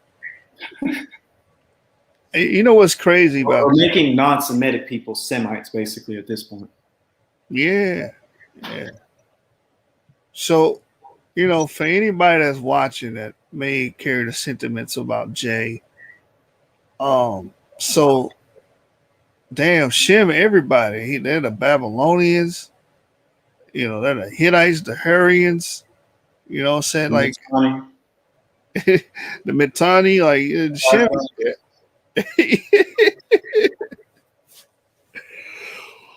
And it's funny how all these groups were actually ancient enemies of the Semites, because I was reading some sources about how they were fighting against the Akkadians and the Assyrians. Like, they did not like each other. They fought each other. Hurrians did manage to get along with the Amorites, though, which is interesting, because Amorites are the enemies of Israel in the Bible. But yeah. And these Hurrians, you know, they and it's like, and the question is this: what happened to these people? No way they just up and left the whole entire region of the Middle East. Who are their descendants today? Well, according to genetic papers, their descendants are still there. The descendants of these Hurrians. They haven't left. The problem is we call them Semites. When they're non-Semites, literally. You know, they doing what Peter Pettigrew did on Harry Potter. They changed. You remember he changed his form. Oh yeah. He couldn't be detected because he was if anybody hasn't watched Harry Potter, he became Ron Weasley's pet. And, yeah, that's right. He escaped detection that way by changing his form and assuming another identity. In the movie, he became a rat. But this is what happened in history with these Hurrians. Now they're hiding and assuming the identity of Shemites and Jews and stuff of that nature. But really, they're the Peter Pettigrews of the real world. So, I mean, that would make Ivri kind of like Sirius Black because he's to expose Peter Pettigrew, and bring justice. Oh, that's not good because that means I die soon. I can't even make you his brother because his brother dies too. But you get the point. They both gonna get us. They both gonna get us to shoot. I think that it is. It's fascinating because, like I said, if you were to ask your average, Hebrew Israelite or even your average Christian, apologetics, whatever, you were to ask them about the Hurrians, they would not know who they are. Yet these people are so influential, and now finally we're starting to get to understand what was going on in the Middle East. And when we do eventually get to I'm just gonna go ahead and say it. When we do eventually get to the enemies of Israel and the Levant, man, everything just starts to come together. Yep.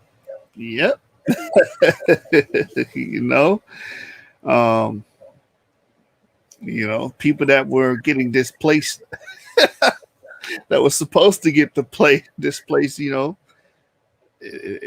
think if I find it very intriguing that these groups could be very well involved in that. I just leave it at that. Yeah, try not to say too much. But here is a tree as well dealing with the Kurdish groups and their close relatives and whatnot. And I'm not going to read them, but you can see who they are. Yeah, let me see. Let me blow this thing up real quick and examine this thing, man. Let's see. You got Armenian Kurds, Georgian Kurds, German. Is that German right there? German and Slavic. I think that's because of the I marker, if you ask me. Because Haplogroup J, Haplogroup I. That's kind of what I see. Like this being I people and this being J people. That's the way I kind of see it. Moroccan Jews. Some Algerians, Spanish Basque, Moroccan Spaniards, Ashkenazi Jews, as we brought out earlier, Zoroastrians, Russian. See if there's some Japanese. Yeah, that's way down here at this end, but most of it is dealing with A1, A2 is the brackets. B is a little bit. Yeah, the genetic distance down here is a lot further. I see it. Cretans, Armenians, Palestinians. Funny, we talked about Crete and Haplogroup J going there. And the Georgians is right there, Macedonian. So wait a minute. Alexander was a Macedonian. So is Alexander the Great a Jew or an Israelite or a Shemite? If you're making these Kurdish people Shemites, why stop with them? Why not the Sardinians or the Macedonians, the Croatians, all of Georgia? The Caucasus. to be logically consistent, all of these groups, she brought out that stem from the CHG, Caucasus, hunter-gatherer groups, are like, why can't these all would have the same haplogroups and haplotypes? So therefore they should be the same categorically when we're saying who's a Shemite. Right. But I bet you this, I wouldn't be surprised if they do that. Yeah, I didn't know, the Shemites spoke Caucasian languages and, and no European language, and were responsible for the spread of it. I didn't know that. Learn something new every day. Oh, go back to that joint right there. That's where it says comprises of European. Hold on, I gotta see that one. Hold on, right here. Yeah, yeah, this is crazy. It says the second cluster comprises European, Mediterranean, Caucasus, and Iranian population. Iraq Kurds, Iran Kurds, and Georgia Kurds are located relatively close together. Now, this is okay. Going back to what Josephus said when he's pointing out the European, Mediterranean, Caucasus, and Iranian population. Like, who does this fit? What son out of the three sons of Noah does this fit? The best, and it has to be Japheth. Yep. It only makes sense simply even by the fact that they don't even speak a Semitic language. That alone would have to make them someone other than Shem. We know they're not Hamites, so by using logic, they have to be Japheth. Unless we make Europeans, Caucasians, and Iranians Semites, which a person I debated in the past tried to do. Yeah. They're all Semites. Yeah, everybody else can be Shem except yo black. You know what? That's crazy. I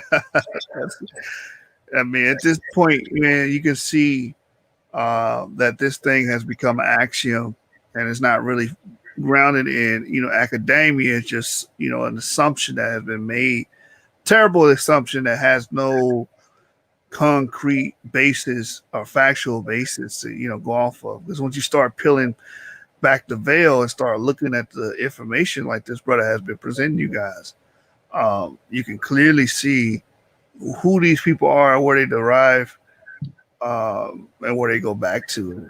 It has nothing to do with Shem. Nope. And again, the people who have the highest portions of J, I mean, they're related. They are Caucasian speakers. Yeah, the English and the Chechen. And they are related to who?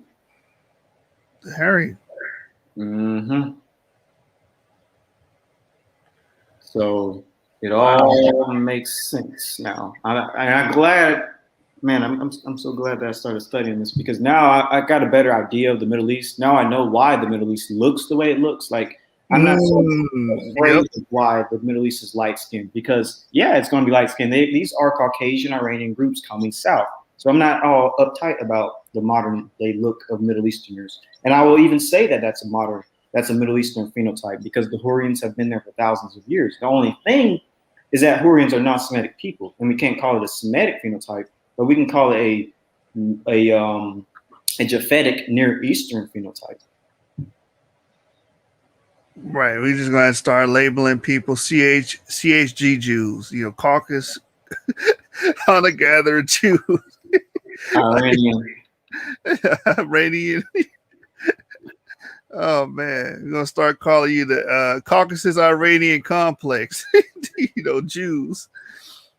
Zargo Jews, God damn it. Like, we're going to start calling you guys, by your true names. We want to categorize you guys, correctly.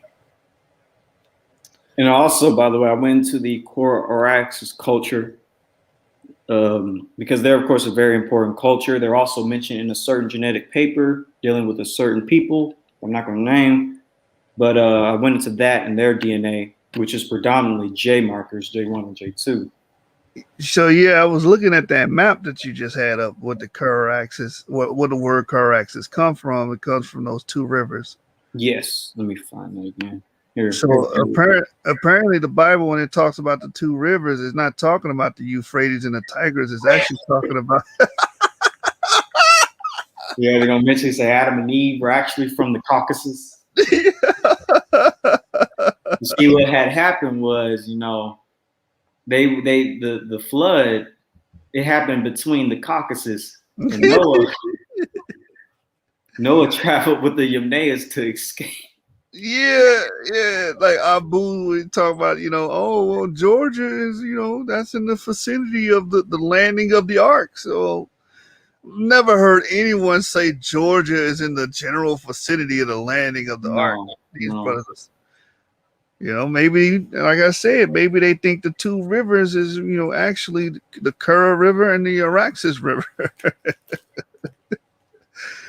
Oh, man. When you look at the geography and put it in perspective like you have on the screen here, I mean, it's just, the argument for this is just silly at some point. You know what I mean? Like, it just gets very silly. You can't, irreconcilable, in my opinion. And this is why these guys are saying, a lot of these things that are very silly. That's because they have not taken the time to really thoroughly study, one, the ancient cultures and civilizations of the Near East, the origins and the distribution of Haplogroup J, the ethnic groups of the Middle East. No one has taken the time to really just go deep into that. Our position hasn't taken the time to do that. And they really, really haven't taken the time to understand ancient cultures like the Caucasus hunter-gatherers or the Kura-Araxes culture, and most notably the Hurrians. I bet our opposition really doesn't know much about the Hurrians and their influence of the ancient Near East, let alone who the descendants of the Hurrians are.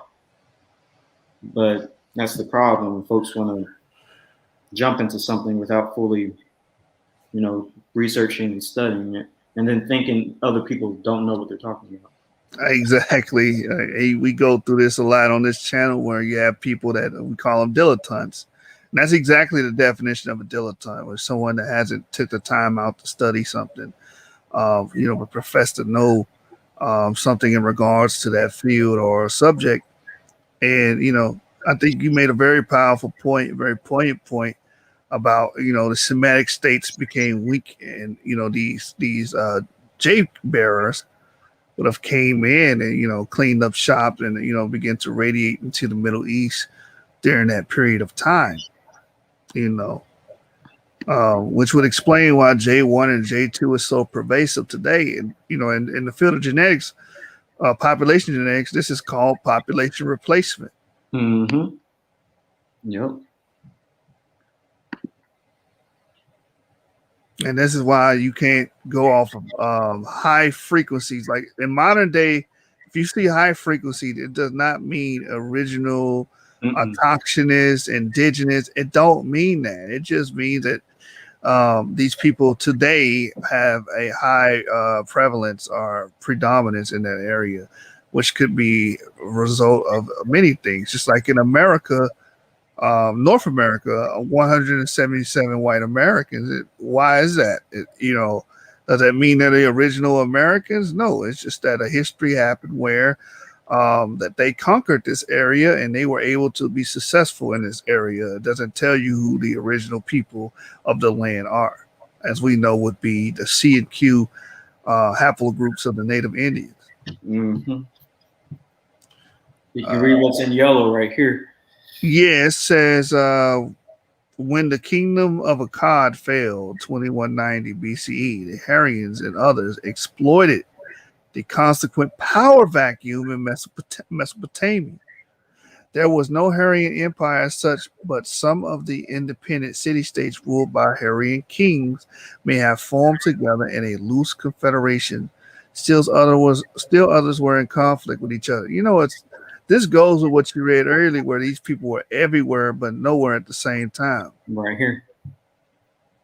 Yeah, it says it was like the Hurrian conquest of the region was a complex phenomenon, including peaceful migration, infiltration by mercenary bands, and the pay of local city states, followed by the rise to power of mercenary warlords, culminating in the eventual full-scale migration of Hurrian herding tribes out of the mountains into the more fertile river valleys. You see, that was Abraham. Well, it does say he came from the north, but it came down. That's what they're gonna say. Like, oh, he came from Iraq. I'm already waiting for those type of responses, but I got some up my sleeve. You can keep reading. Yeah. Further, the Hurrians often seem to have adopted the culture of the city-states they conquered, making them less visible than ever in the historical record. For example, we have no evidence of a distinctive Hurrian military system. It seems that if ever there were a people who were both everywhere and nowhere, it was the Hurrians. Yeah, Yep. man. Like, it's right in your face, man. Academia is showing you. And by the way, the audience that's watching, anytime you see the word ebid, that's this Latin, what do you call it? It's a brevity to mean the same source. That's all that word ebid means. It just means it's coming from the same source that was read above it. But yeah, man, this is like I said, like there's no way around this. These Hurrians played a huge pivotal role in the Middle East, and we could see how when they came in and started to take over. And you even gave a timestamp when you said the Akkadian, which the Akkadians would have been, if I'm not mistaken, they would have been Semitic. Yep, 2190 BC. And not only that, even this source talks about how the weakening of the Semitic states in Mesopotamia in the 15th century BC as well. Semites were being pushed further south, or Semites were forced to pretty much mix with the Hurrians. And, you know, most of the time when you conquer civilization back then, you kill the men and you take the women. Mm. And the women, of course, would be Semitic speakers. So, who are you being raised by? You're being raised by the woman. So the kid, father could be Hurrian, his mother could be Semitic, and the kid's going to learn from the mother. So the kid's going to grow up being a Semitic speaker, even though ethnically from his father's lineage, he's a Hurrian who could be carrying a J marker. That's true. That's true. I think Nathaniel Jensen should watch your video and take notes, on the spread of Haplogroup J, because this, like I said, this makes all of the senses. The explanatory power of this is incredible. Like what we have on the screen, the weakening in the Semitic states in Mesopotamia after 1550 enabled the Hurrians to penetrate deeper into this region, where they founded numerous small states in the eastern parts of Anatolia, Mesopotamia, and Syria. And again, this goes well with this paper, the paper of a certain burial that people love to bring up in favor of, certain Jewish groups. And really that paper, in the paper, it says this is the crazy thing about it. Who the people are. It identifies the people that were buried in these burials, and no one is reading that part. I zoomed in on that part when I read it. When I first read that paper, I was like, who are these Hurrians? And once I started studying the Hurrians, I was like, oh my goodness. This whole time, we thinking that, oh man, I got exposed. And I just started digging. Yeah. So, I mean, going back to Abraham, first of all, Abraham has a Western Semitic name. He doesn't have an Indo-Aryan name, as we see here after 1500. It says something about isolated Indo-Aryan names. Yeah, Abraham was Iranian, apparently. He was an Aryan. The Germans were right. Abraham was a Caucasus, a hunter-gatherer. He was a Caucasoid Indo-European. Jesus was white. Boom. British Israelism confirmed. The Hurrian Teddy Kingdoms. Yeah, right there it says after 1500, isolated dynasties appeared with Indo-Aryan names, but the significance of this is disputed. So, I mean, which one is it, man? Like, come on.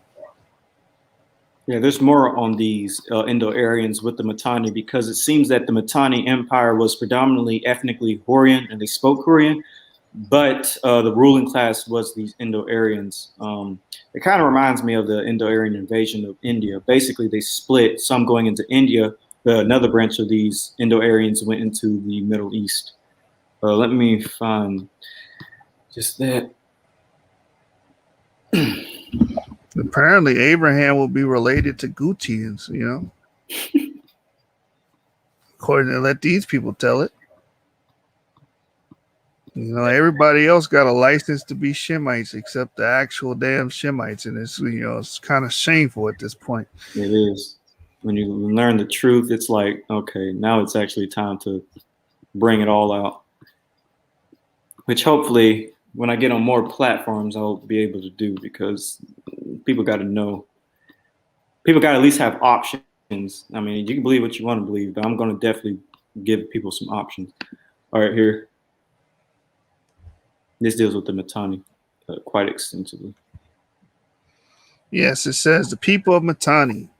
The Mitanni dynasty ruled over the northern Euphrates Tigris region between circa 1475 BCE and 1275 BCE, while the Mitanni kings were Indo-Iranians. They used the language of the local people, which was at the time a non-Indo-Iranian language, Hurrian, so that the land is sometimes referred to in ancient records as the land of the Hurrians.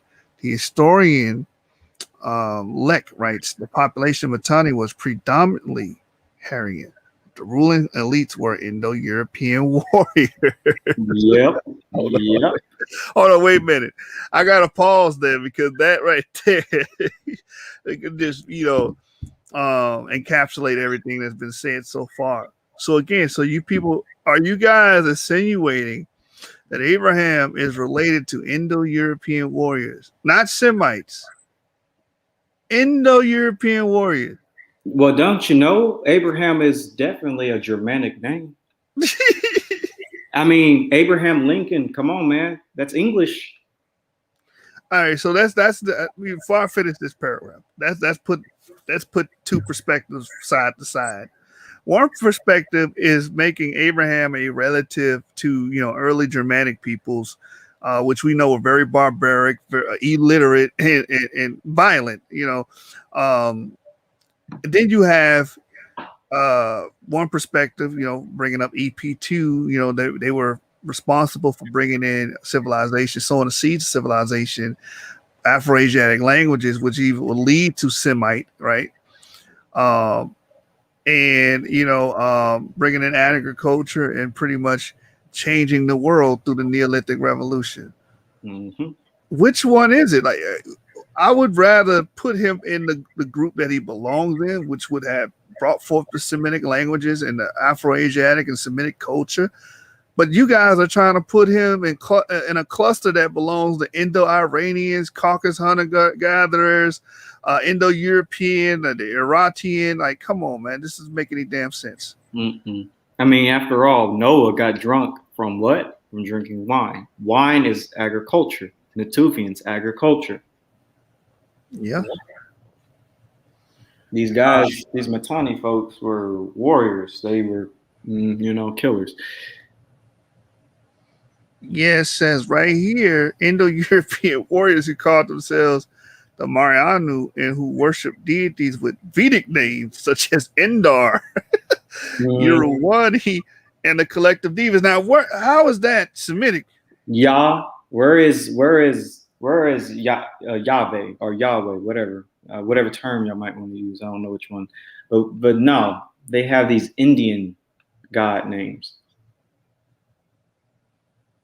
Yeah, I mean, this is not even close to anything Afro-Asiatic. It says the elite was to intermarry with the local population as the names of their children testify. Mm-hmm, right there. They married with the local population. Wow, yeah, I mean, come on. The capital of Mitanni was Wasukani, located on the headwaters of the river Habor, a tributary of the Euphrates. Is Wasukani a Semitic name? I never known anybody in the Bible with Wasukani. Yeah, I mean, I guess it's a meta-thesis of Isaac. And here's the landmass of Mitanni, by the way, for folks to have some visualization of the largeness of this empire. Yeah, man. I mean, just look at the map where the Hittites are, the Mitanni. You know, these people, Cassites that we just talked about. Cassites, which would be the early Babylonians. Who are these people in the Bible? Mm-hmm. Especially during the Iron Age. Here are the people. The Armenoid. Common in mountainous regions of Asia Minor, especially in Armenia and Anatolia. They were found in the ancient Sumerians, Babylonians, like we just said, Hittites, and Cretans around 4000 BCE. And we know the Cretans would have been, you know, the children of Japheth because you know they would represent the Aegean Sea. Yeah. Babylonians would be those Cassites, those Hurrian tribes. Man. Hittites are Indo-Europeans, as I've said many times before. And you can keep going. Now, I was just going to say, we know like relatives of the Cretans, the early Greeks and stuff of that nature, you know, began to inhabit, you know, Anatolia, Turkey and stuff like that. Yeah, the Hurrians actually influenced the Greeks. I almost forgot to tell you that. Look at this. Oh, I have to go way up. Yeah, the Hurrians even influenced archaic Greece. Here it is right here. You can read the last sentence in yellow. Yes, it's by the late Bronze Age, the Hurrians have been assimilated to surrounding cultures in the Near East. Assimilated. There's that word again. It says, but many of their gods and myths would live on in later cultures, notably the Urartu civilization, and even inspire elements of myth found in archaic Greece. Come on, man. These people are Japheth. Here's another one. At this point, it says the Hurrians were one of the most important civilizations of the ancient Near East, but we have far less linguistic, historical, and archaeological information about them than the Sumerians, Babylonians, Assyrians, or Hittites. Hurrian epic poems are also a fascinating but lesser known aspect of ancient Near Eastern literary traditions. But Hurrians played another critical role, creating and transmitting Mesopotamian traditions across the ancient world, even as far as Greece. Yeah, that's Javon, man. Come on. Northwest. Here are the Hittites. Here are the Greeks. Furthermore, speaking of the Cretans, last thing I'll mention, remember this quote? A Minoan civilization emerged from 2700 BCE and could have been founded by colonists from the Kura-Araxes culture. Come on! Who would have brought bronze working with them? Modern Cretans have the highest percentage of G2A. It gives the percentages in Greece and the highest percentage of J1 and J2A in all of Europe, for that matter. The three haplogroups associated with the Kura-Araxes culture, man. It's a casket, man. Like this is just a casket at this point. Funerary arrangements need to be made. It's over. Because once you establish that Javon connection, then you can clearly see who Japheth is. It says here, Kura-Araxes culture, 3400 to 2000 BCE, which expanded from the South Caucasus to eastern Anatolia, northern Mesopotamia, in the western Iran. From then on, J2 men would definitely have represented a sizable portion of the population of Bronze and Iron Age civilizations, such as the Hurrians, the Assyrians, or the Hittites. The Hurrians. And here's another quote, one last one. The Caucasian admixture was further propagated by Near Eastern Chalcolithic farmers and the advance of the Kura-Araxes culture from the South Caucasus across the Near East and their descendants' colonization of Minoan Greece. Yep. Yo. South Caucasians would have belonged to Y chromosome, haplogroup J1 and J2, later associated with the Kura-Araxes culture.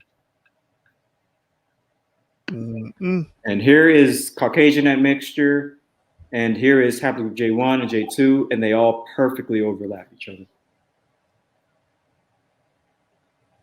Call me crazy, but I think J is Caucasian. Yeah, I mean, at this point, it's just, prevalent. I guess Abraham was Armenoid. Yeah, Abraham was an Armenoid Caucasian with haplogroup J. Related to Germanic tribes. And Greeks and Iranians and Aryans. Come on, man. It turns out that Hitler was way off. The Germans and the Swedes were not the true Aryans. Really, the true Aryans were the Jews. Yeah. The Semitic population. Actually, that's technically true. That's not even a joke. Like the true, Iranian or Aryans would be these Middle Easterns. Yeah. They actually are the true Aryans. Yeah, I mean, you guys are clearly related. Like, this is not even up for debate. All these groups are related. We can see it in the genetic distant matrix. How closely these people are related to these descendants of the CHG. And it's clearly a difference. You would do all this work, interdisciplinary studies to bring all this information out, and all it takes is one nutbag to sit up here and say no, and then all of this doesn't matter anymore. It's just so funny how the internet works and how social media works. Mm-hmm. Agreed. Fully agreed. This says here the pottery was distinctive. The spread of their pottery along trade routes into surrounding cultures was much more impressive than any of their achievements domestically. It was painted black and red using geometric designs. Examples have been found as far south as Syria and Israel, and as far north as Dagestan and Chechnya. The spread of this pottery, along with archaeological evidence of invasion, suggests that the Kura-Araxes people may have spread outward from their original home and most certainly had extensive trade contacts. Jamukha believes that its southern expanse is attributable primarily to the Mitanni and the Hurrians. And this is so crazy because it even mentions Israel. Mm. And we actually have archaeological visibility here of seeing these people when they spread into Israel, And also going to another paper, that hasn't been brought out yet. I know he's going to bring it out in a future presentation where we confirm that these people were in the land. So, I mean, it's just that simple. You can read the last yellow sentence if you want. It says it gave rise to the later Kerbet-Karak ware culture found in Syria and Canaan after the fall of the Akkadian Empire. We know who these people are, man. The gig is up. Look right here. I'm not going to say it, but just look right there. Yo, this is the end of Scooby-Doo. In the Scooby-Doo episode, they chase the bad guy, or they get into it with the bad guy, and at the end of the episode, they got him tied up or trapped, and they yank the mask off of him. Old Man Winters, this is what's happening right now. Exactly. I would have gotten away with it if it wasn't for those pesky. How did it go? The pesky kids and that dog. I can't remember how it goes. Yeah. If it weren't for you pesky kids and your little dog too, I would have gotten away with it. I would have gotten away with it if it wasn't for Yashub and Ivry. Oh man. Yeah, By the way, look when it arrived. I'm not gonna say it. I'm just gonna point at it. oh man, yeah. Beth-Yaron, Jerusalem, Kura-Araxes, what we just read, 2750 BCE. Distribution of the Kura-Araxes culture, people. I'm glad. I hope you guys were paying attention to this map and what it's actually showing. Because I ain't going too deep. I'm not going to reveal too much, but I'm going to show y'all maps, and hopefully, y'all can put the pieces together. Because I am coming up with a presentation where I'll go deeper into a certain population. So to keep it on this map real quick, I just want to point this out to the audience, the viewing audience. It tells you what, if you look at the top right corner, what you're looking at. The Kura-Araxes homeland. I want you guys to focus on that. That is going into the Caucasus Mountains. So when we show the paperwork or the oldest J marker is found, J1P58 marker, it's found up here, which coincides with what he's bringing out with the Kura-Araxes culture. And we're seeing this culture radiate from this area in the Caucasus by the Caspian Sea all the way down to Kura-Araxes, to Jerusalem. I want you guys to notate that, man, so we can see a continuity in where this actually spread from the Kura-Araxes culture all the way down into modern day Israel. Like, there's no way around this. Unless you make everyone Hurrian. Yeah. And another thing that connects all this together is this, because we know exactly who they are biblically too. Yeah. I mean, like, so no one can try to twist and be like, oh, well, they're Shemites. No, Armenians and Georgians have, and Chechens and English have their oral testimony of who they come from.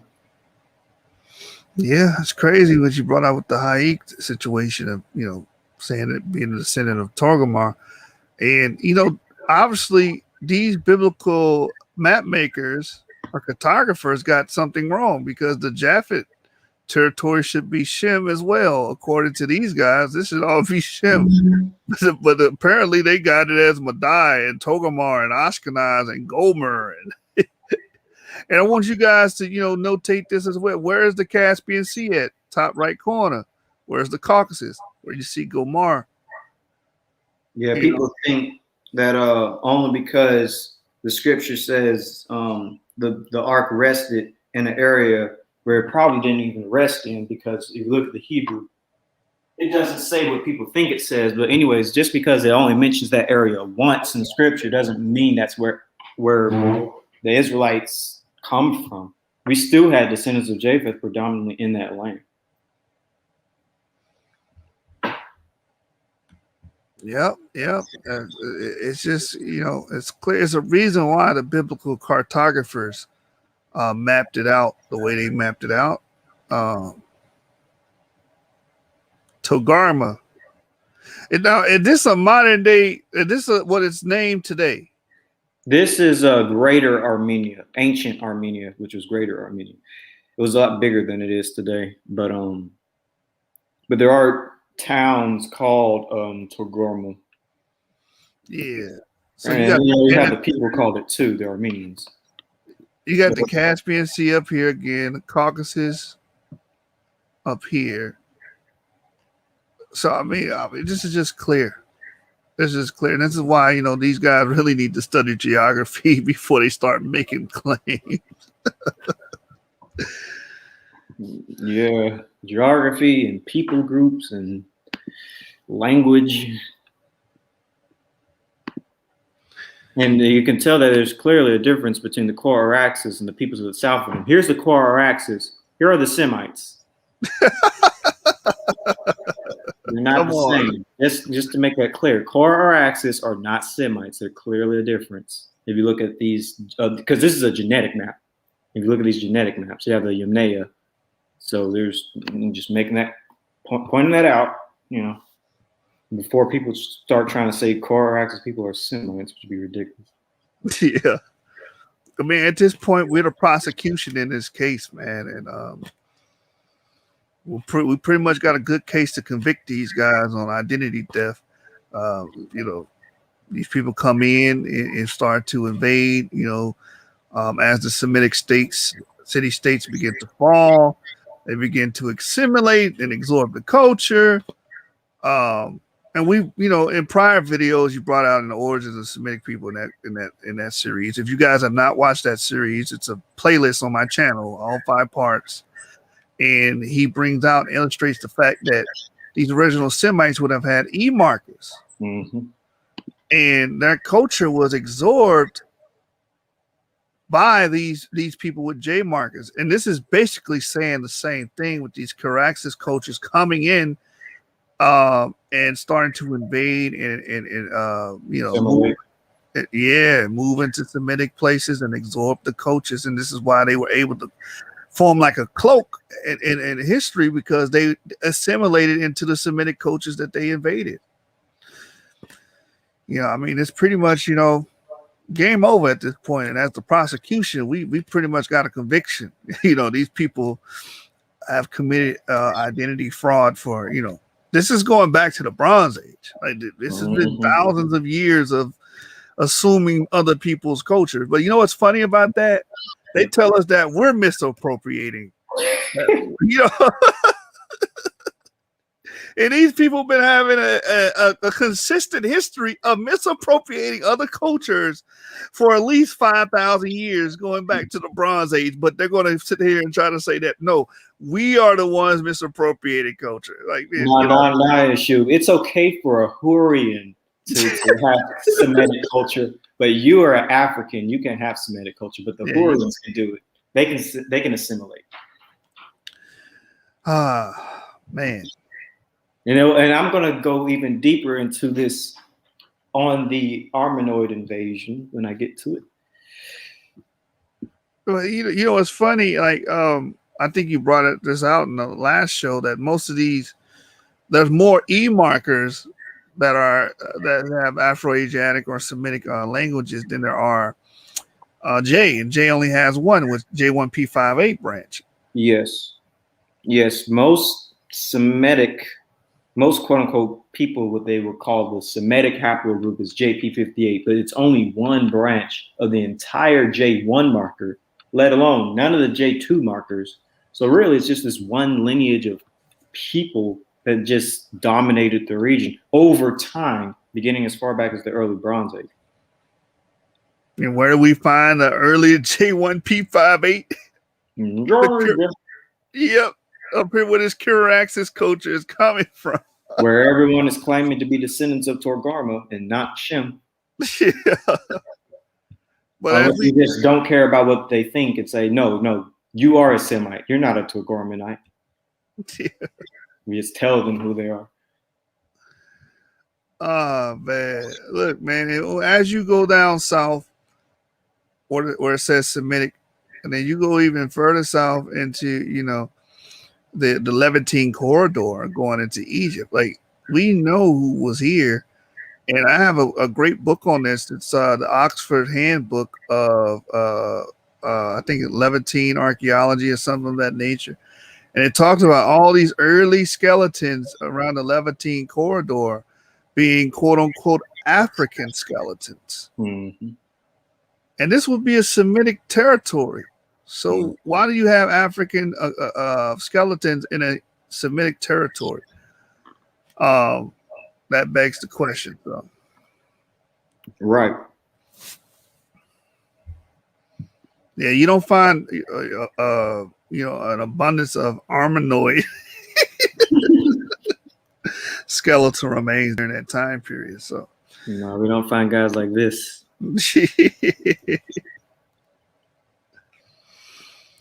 They came a little bit Johnny too lately, as they say with us, Johnny too late. Yeah. At the end of Scooby-Doo, they take the mask off of the culprit, and it's that guy. Old man Winters. His ancestor. Kingdom of Matani. Man, folks just don't know. And then here's the best quote of the paper. Among them, haplogroup J-M304 is found in the Caucasus / Iranian and Anatolian hunter-gatherers and farmers, but not in the Levantine ones. Hold on. You can't stop there. We got, unfortunately, so far, ancient DNA studies are missing from the Arabian Peninsula and Mesopotamia, where JM34 is frequent nowadays, man. Keyword nowadays. In the past, it was not. J1, Anatolia plus Europe. It was pretty much everywhere other than the Levant and Mesopotamia. Which pretty much, this map pretty much supports this map. So it wasn't in Mesopotamia. That's what I say. So when the scriptures talk about the two rivers, which that's what Mesopotamia means, between the two rivers, it's not the Euphrates and Tigris. Then it's got to be the Kura-Araxes rivers. Yeah, it's the Kura and the Araxes rivers right here. You see, the Garden of Eden. It was actually the Kura because, you know, it says rivers would come out of it like that, you know. So this is where the Garden of Eden was, you know. Adam and Eve will go take a dip in the Black Sea, you know. And this is where the flood took place too. This is the landing of the ark and everything. Yeah. The ark would have actually landed, you know, near Georgia, in a cave. The Serpent Cave. And also, they would have spoken Hurrian and Urartian language related to Armenian. Yep. If for some reason decide to jump an entire language family, you know, to a language that's not even related to it, and to start, you know, adopting Hebrew and Semitic language groups. You know, it just you know, blows my mind to even think about this. Oh man, early Trans-Caucasian. So Abraham was Trans-Caucasian. Mm-hmm. Make it make sense. They're just gonna have to eventually say that he was that, though. I mean, that's what I'm expecting, at least. To be honest. Well, you know, LaRon said the Israelites came from the Caucasus. That's what he said. Well, I guess it is happening. Yeah, it's already happened. Yeah, he said, well, the Israelites would have came from the Caucasus. Oh, because the ark. I'm like, bro, like, wouldn't that mean everybody came from the Caucasus, not just the? What are you talking about? They come from the Caucasus, a region with literally no evidence of Proto-Afroasiatic, Proto-Semitic, no type of any Afroasiatic Semitic tongue, even to this day. But that's where they come from. Okay. The Caucasus of Georgia, Russia. That's the homeland of Abraham's lineage. Okay. Make it make sense. The length we go to I don't even know why folks are fighting for that J marker. Most of the people aren't even J markers that are fighting for it. I'd rather go against someone who actually has it than people who are caping for something that they don't have. Right. I just want the audience to know that this man has shown, you know, maps where these people would be at. It has nothing to do with the Levant or southern, you know, Mesopotamia. Excuse me. So it's like, at this point, you just have to concede that these people are just, you know, Trans-Caucasian. Yes, as the paper says. Anatolian Hittites and Hurrians. Yeah. I mean, come on, man. What are we going to do? Adopt the Gutians next? Stop it. Yeah, probably will, sure.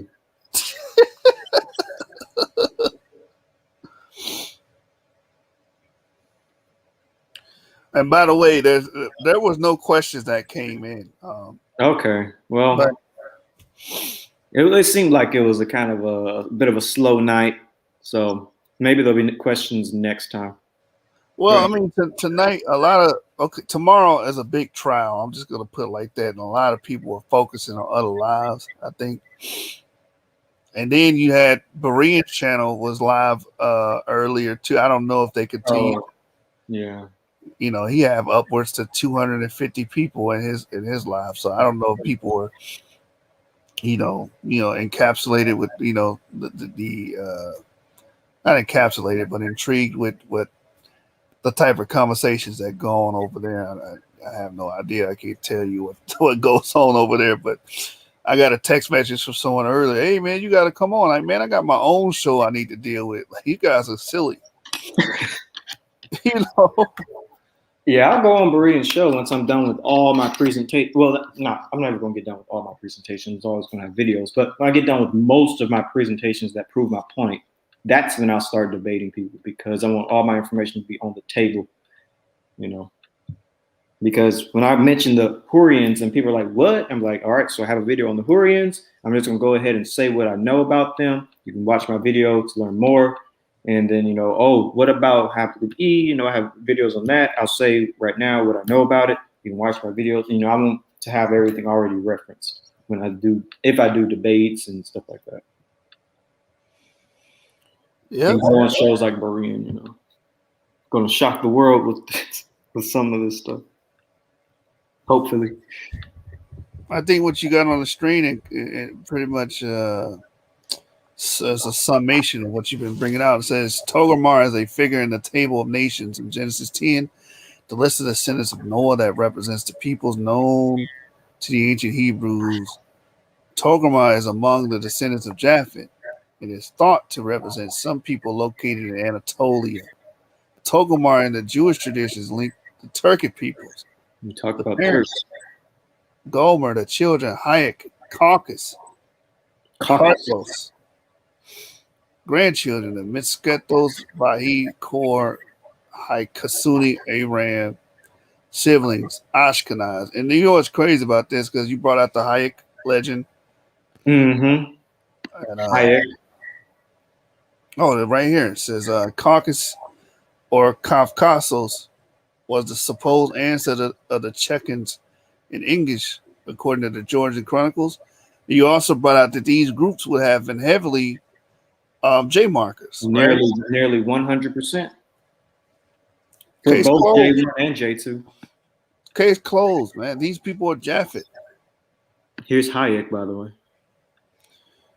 Yeah, it says the ancient identification of their country with Togarmah by the Armenians though correct, is probably due to the Septuagint transposition of G and I. Togarmah for thorium, father of Hike, the founder of their race. Moses of Kor 1:4. Ezekiel 27:14. Alone has G before the Togarmah. The name Armenia dates from the 5th century BC. Many commentators connect Togarmah with the Armenians. The Armenians themselves are traditionally claimed to be descended from Hike, son of Thorgum. No, you Armenians, stop talking. You descend from Shem.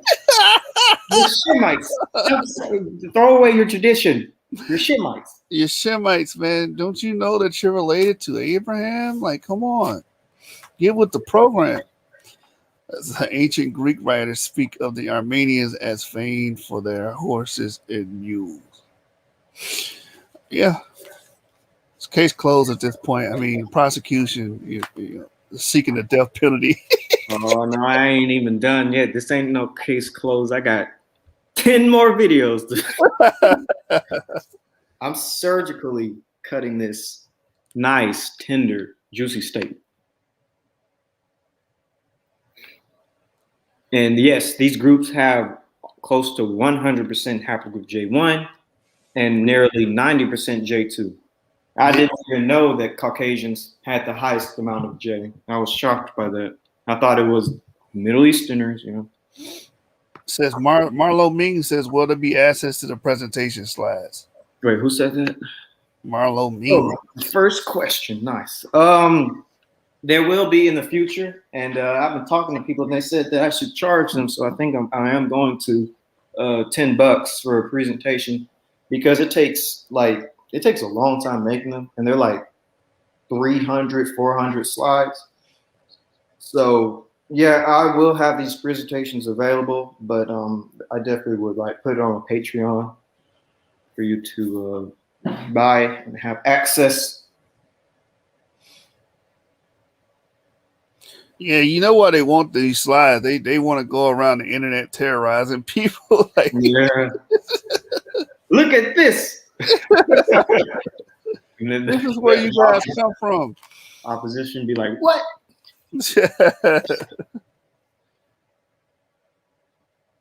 Actually, where's a good quote right here?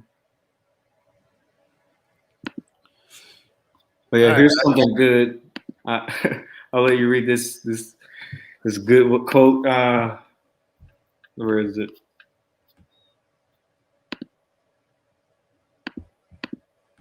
Read this last sentence right here. This is all I'm going to say that's going to allude to my future presentation. Wow. Yeah, I'm thinking about this one paper. Like, man, you should just bring the paper out, bro. Like, okay, all right. I'll bring it out. I'm going to contain myself and not go into it, but it says, while in biblical texts they are the Horites, strictly speaking, the descendants of the Hurrians in Canaan. All right, let's move on.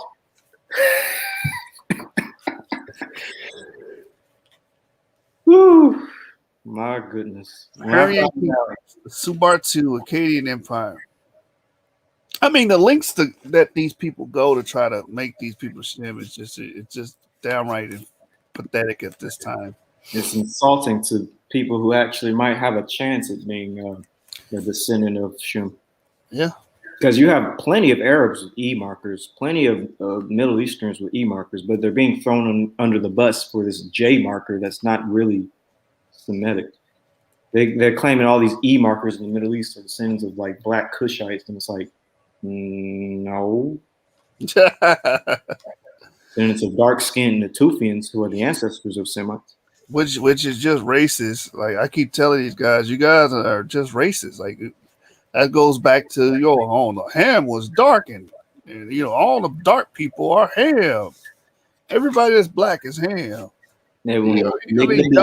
These people that you're talking about came from black people. So I get, are they Ham too? Like, stop it. That's just idiotic. The links people will go to preserve falsehoods. And I would have got away with it too. The Hurrians were a people of the Bronze Age Near East. They spoke a Hurrian-Urartian language called Hurrian and lived in Anatolia, Syria, in northern Mesopotamia. The largest and most influential Hurrian nation was the Kingdom of Mitanni, its ruling class perhaps being Indo-Iranian speakers. Mm-hmm. The population of the Indo-European speaking Hittite Empire Anatolia included a large population of Hurrians, and there is a significant Hurrian influence in Hittite mythology. Mm-hmm. By the early Iron Age, the Hurrians had been assimilated with other peoples. Yep. Iron Age is when Israel thrived, by the way. I'm just saying. Yeah, their remnants were subdued by related people that formed the state of Urartu. The present-day Armenians are an amalgam of the Indo-European groups with the Hurrians and Urartians. No. Armenians are Semites. Indo-European groups with the Hurrians and Urartians, which they have that high percentage of J. Come on, man. It's over. Game over, man. And the funny thing is, it's game over, but for me, I'm just not getting started. When I get that paper, that genetic paper, I'm going to break it down so delicately. It's going to be fun for me because I kind of like this type of research. This type of research, if y'all couldn't tell, this type of research is fun to me because I just like history, first of all, but connecting the dots, that's I don't know. I just like that type of stuff. At this point, this is what's going on. Well, that's great. Fucking great, man. Now what the fuck are we supposed to do? Get down, man. Finished.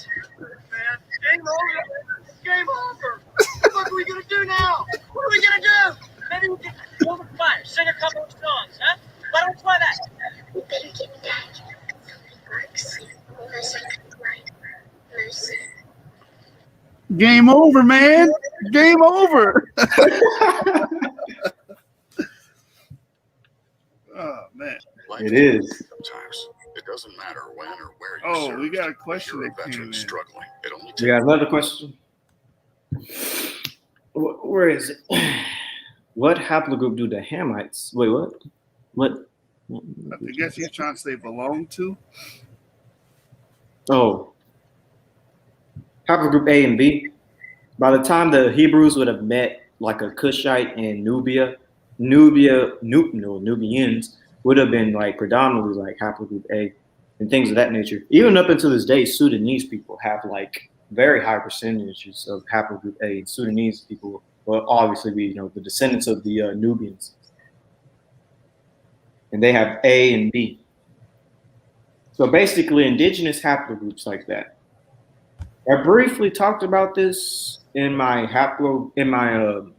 origins of Afroasiatic because I just wanted to briefly talk about the Hamites, but I briefly went into the A and B markers that dominated Africa at one point. They were in North Africa. So hopefully that helped. Sherry keep on asking about that paper. I keep on telling her, no, I ain't gonna tell her. Well, I guess I could give her the name of it. I'll tell you, Sherry, in the back channel probably tomorrow, the name of the paper, and you can read it. There's also various articles on it too. Various articles. And I can't summarize it, sorry.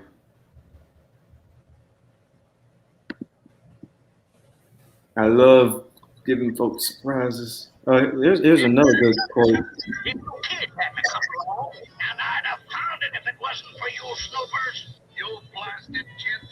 Why didn't you? Yes, I'd have gotten away with it too. It wasn't for these blasted kids and their dogs. Blasted meddling kids. And it would have been mine if it hadn't been for the meddling kids. And I would have made millions if it hadn't been for you meddling kids. Meddling young fools. They got away with that king's ransom. And I wish you'd have minded your own business. Well, in this case, it's police business.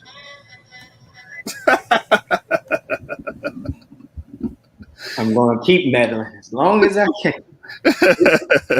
Read this sentence right here, this one sentence. It says Hittite mythology is a mix of Hattian, Hurrian, and Hittite influences, Mesopotamian and Canaanite influences into the mythology of Anatolia through Hurrian mythology. And I'll get deeper into that. Oh, no, you're not. Going around absorbing those cultures, and then now you're spreading them, Yeah, and they happen to find the best culture, too. Yeah, that's a fact. And they hadn't let go of it since. I mean, fair play to them, though. Fair play. They came across the culture that will never die out. That will always be remembered. You know what? Another cartoon this reminds me of? It reminds me of Courage the Cowardly Dog when he tries to go to Eustace and Muriel and tell them that danger's afoot. And they never understand what the hell he's saying. Mm-hmm. It's like you bring all this information to the people, and you say all this, you give all this strong evidence. At the end of it, they're like, you know what I mean? Yeah. And the crazy thing, it won't even just be people on the opposition side. It's even going to be people on our side, ones that like are afraid of DNA. Oh, dang. Tell me about it. And I'm like, bro, if we use DNA, we can legit prove who we are and who they are. And you're running away from something that can actually help you. Like something that can actually disprove certain groups as being things that they aren't. And prove you as being something that you are. But you're fear-mongering yourself into this corner where you have to only use Deuteronomy 28 to prove who you are, which doesn't prove who you are, by the way. Yeah, that's a fact. I mean, you know, they're used this bag. They're used this bag because we try to tell them, and then they take the bread roller and hit us upside the head with it. That's what I'm hoping. If I can get on other channels like Divine Prospect and Orthodox more, and I can give them give the Israelite community these presentations, then hopefully we can change our methodology and become more academic and really basically prove who everyone is by using the truth, because everything I've used is, academic. It's truth, and I believe in all the work that I've presented. It makes sense in history and DNA. So, yeah, I mean, you're trying to get the proverbial mice out of the house. They're attacking you or attacking the people that bring the information out. Which reminds me of another cartoon, Tom and Jerry. Yeah. Tom was doing his job trying to get rid the house of mice, of pests, and he's getting hit upside the head with the bread roller, man. Yeah, and all the other animals are attacking him too, like the dog. Yep. It's like, help me out, you guys. The things I do for love.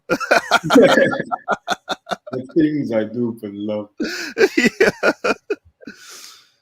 Oh man. Yep. You take the mask off, you see that man. All right, man. Well, we were at 4 hours, man. So yeah, we reached the mark. The 4 hours. I think we're gonna have to conclude. Yeah, I got to get up and get some stuff done. Well, all right, man. The brother will be back with a part 3, correct? Yes, tomorrow I'm gonna do a part 3, which will be a lot shorter. So don't worry, you guys. And I'll have a part 4, which will again be a lot shorter. This was pretty long, and yeah, I don't know. I just make long slides. I like to get as much information together as possible. So. Yeah, I mean, these are college courses, actually. These are courses that you're presenting, man.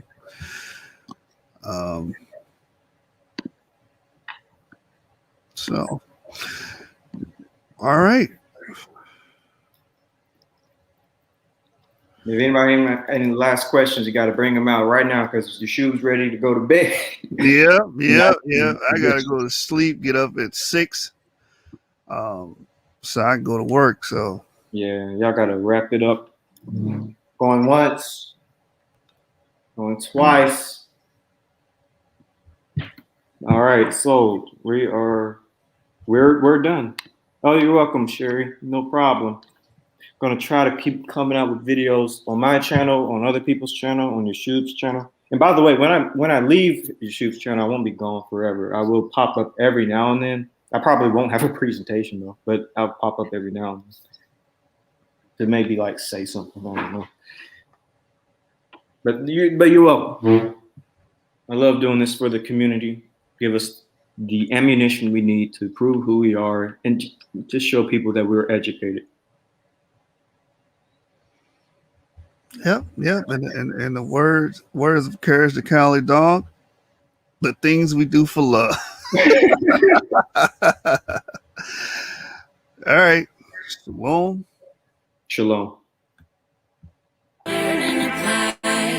Get your blessings from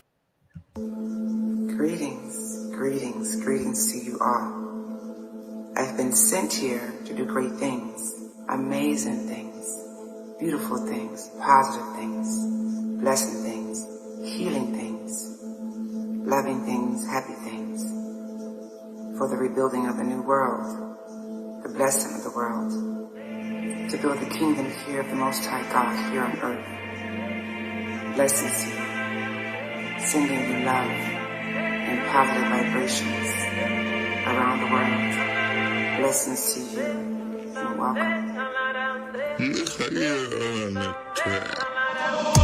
Most motivation, start with devastation. You must fall before you rise, they want a demonstration. I'm here to get it all, right before I spend it all. The elder need to come and see the youth, they need to get involved. I want the finer things, in love with shiny things. blessings. I got the right perspective. If I see myself going off, I'm just gonna change direction. I love the brotherhood with all the flaws of brotherhood. I ain't gotta say a damn word and know it's understood. Yeah, we make mistakes, but that's what make us great. Learn how to accept apology without acting fake. I know the pot is hot because you're grudge bearing. A lot of niggas going blind because they sun is staring. They on the mission to dim the light, we call it tail bearing. The law said thou should not covet, but he's still staring. And now I'm mortified with all the sins that multiply. Got your brother crying at the wall like a Mordecai. I'm really horrified. A lot of brothers effeminized. They really start to bug my damn nerves. I use pesticide. Unlearn, relearn, and apply. Get your blessings from the Most High. Matthew 7:7, seek and you shall find. If you knock, it shall be open wide. Blessings. Ayy, get your blessings. Ayy. Deuteronomy 28:2-3. All these blessings shall come upon thee. All these blessings shall overtake thee. Get your blessings, hearken unto thee. Blessed shall thou be in the field. Blessed shall thou be in the city. I push a Range Rover until the rain's over. Dying from an overdose of hate, man, he can't stay sober. But it's not the car, it's my spirit, man. Claiming that he show brotherly love, but he never does. There's no greater wealth than your family's health. Gather all the negativity and put it on the shelf. And it's nothing wrong when you have success. A father leave inheritance to his children, that man is blessed. Unlearn, relearn, and apply. Get your blessings from the Most High. Matthew 7:7, seek and you shall find. If you knock, it shall be open wide. Blessings. Ayy, get your blessings. Ayy. Deuteronomy 28:2-3. All these blessings shall come upon thee. All these blessings shall overtake thee. Get your blessings, hearken unto thee. Blessed shall thou be in the field. Blessed shall thou be in the city.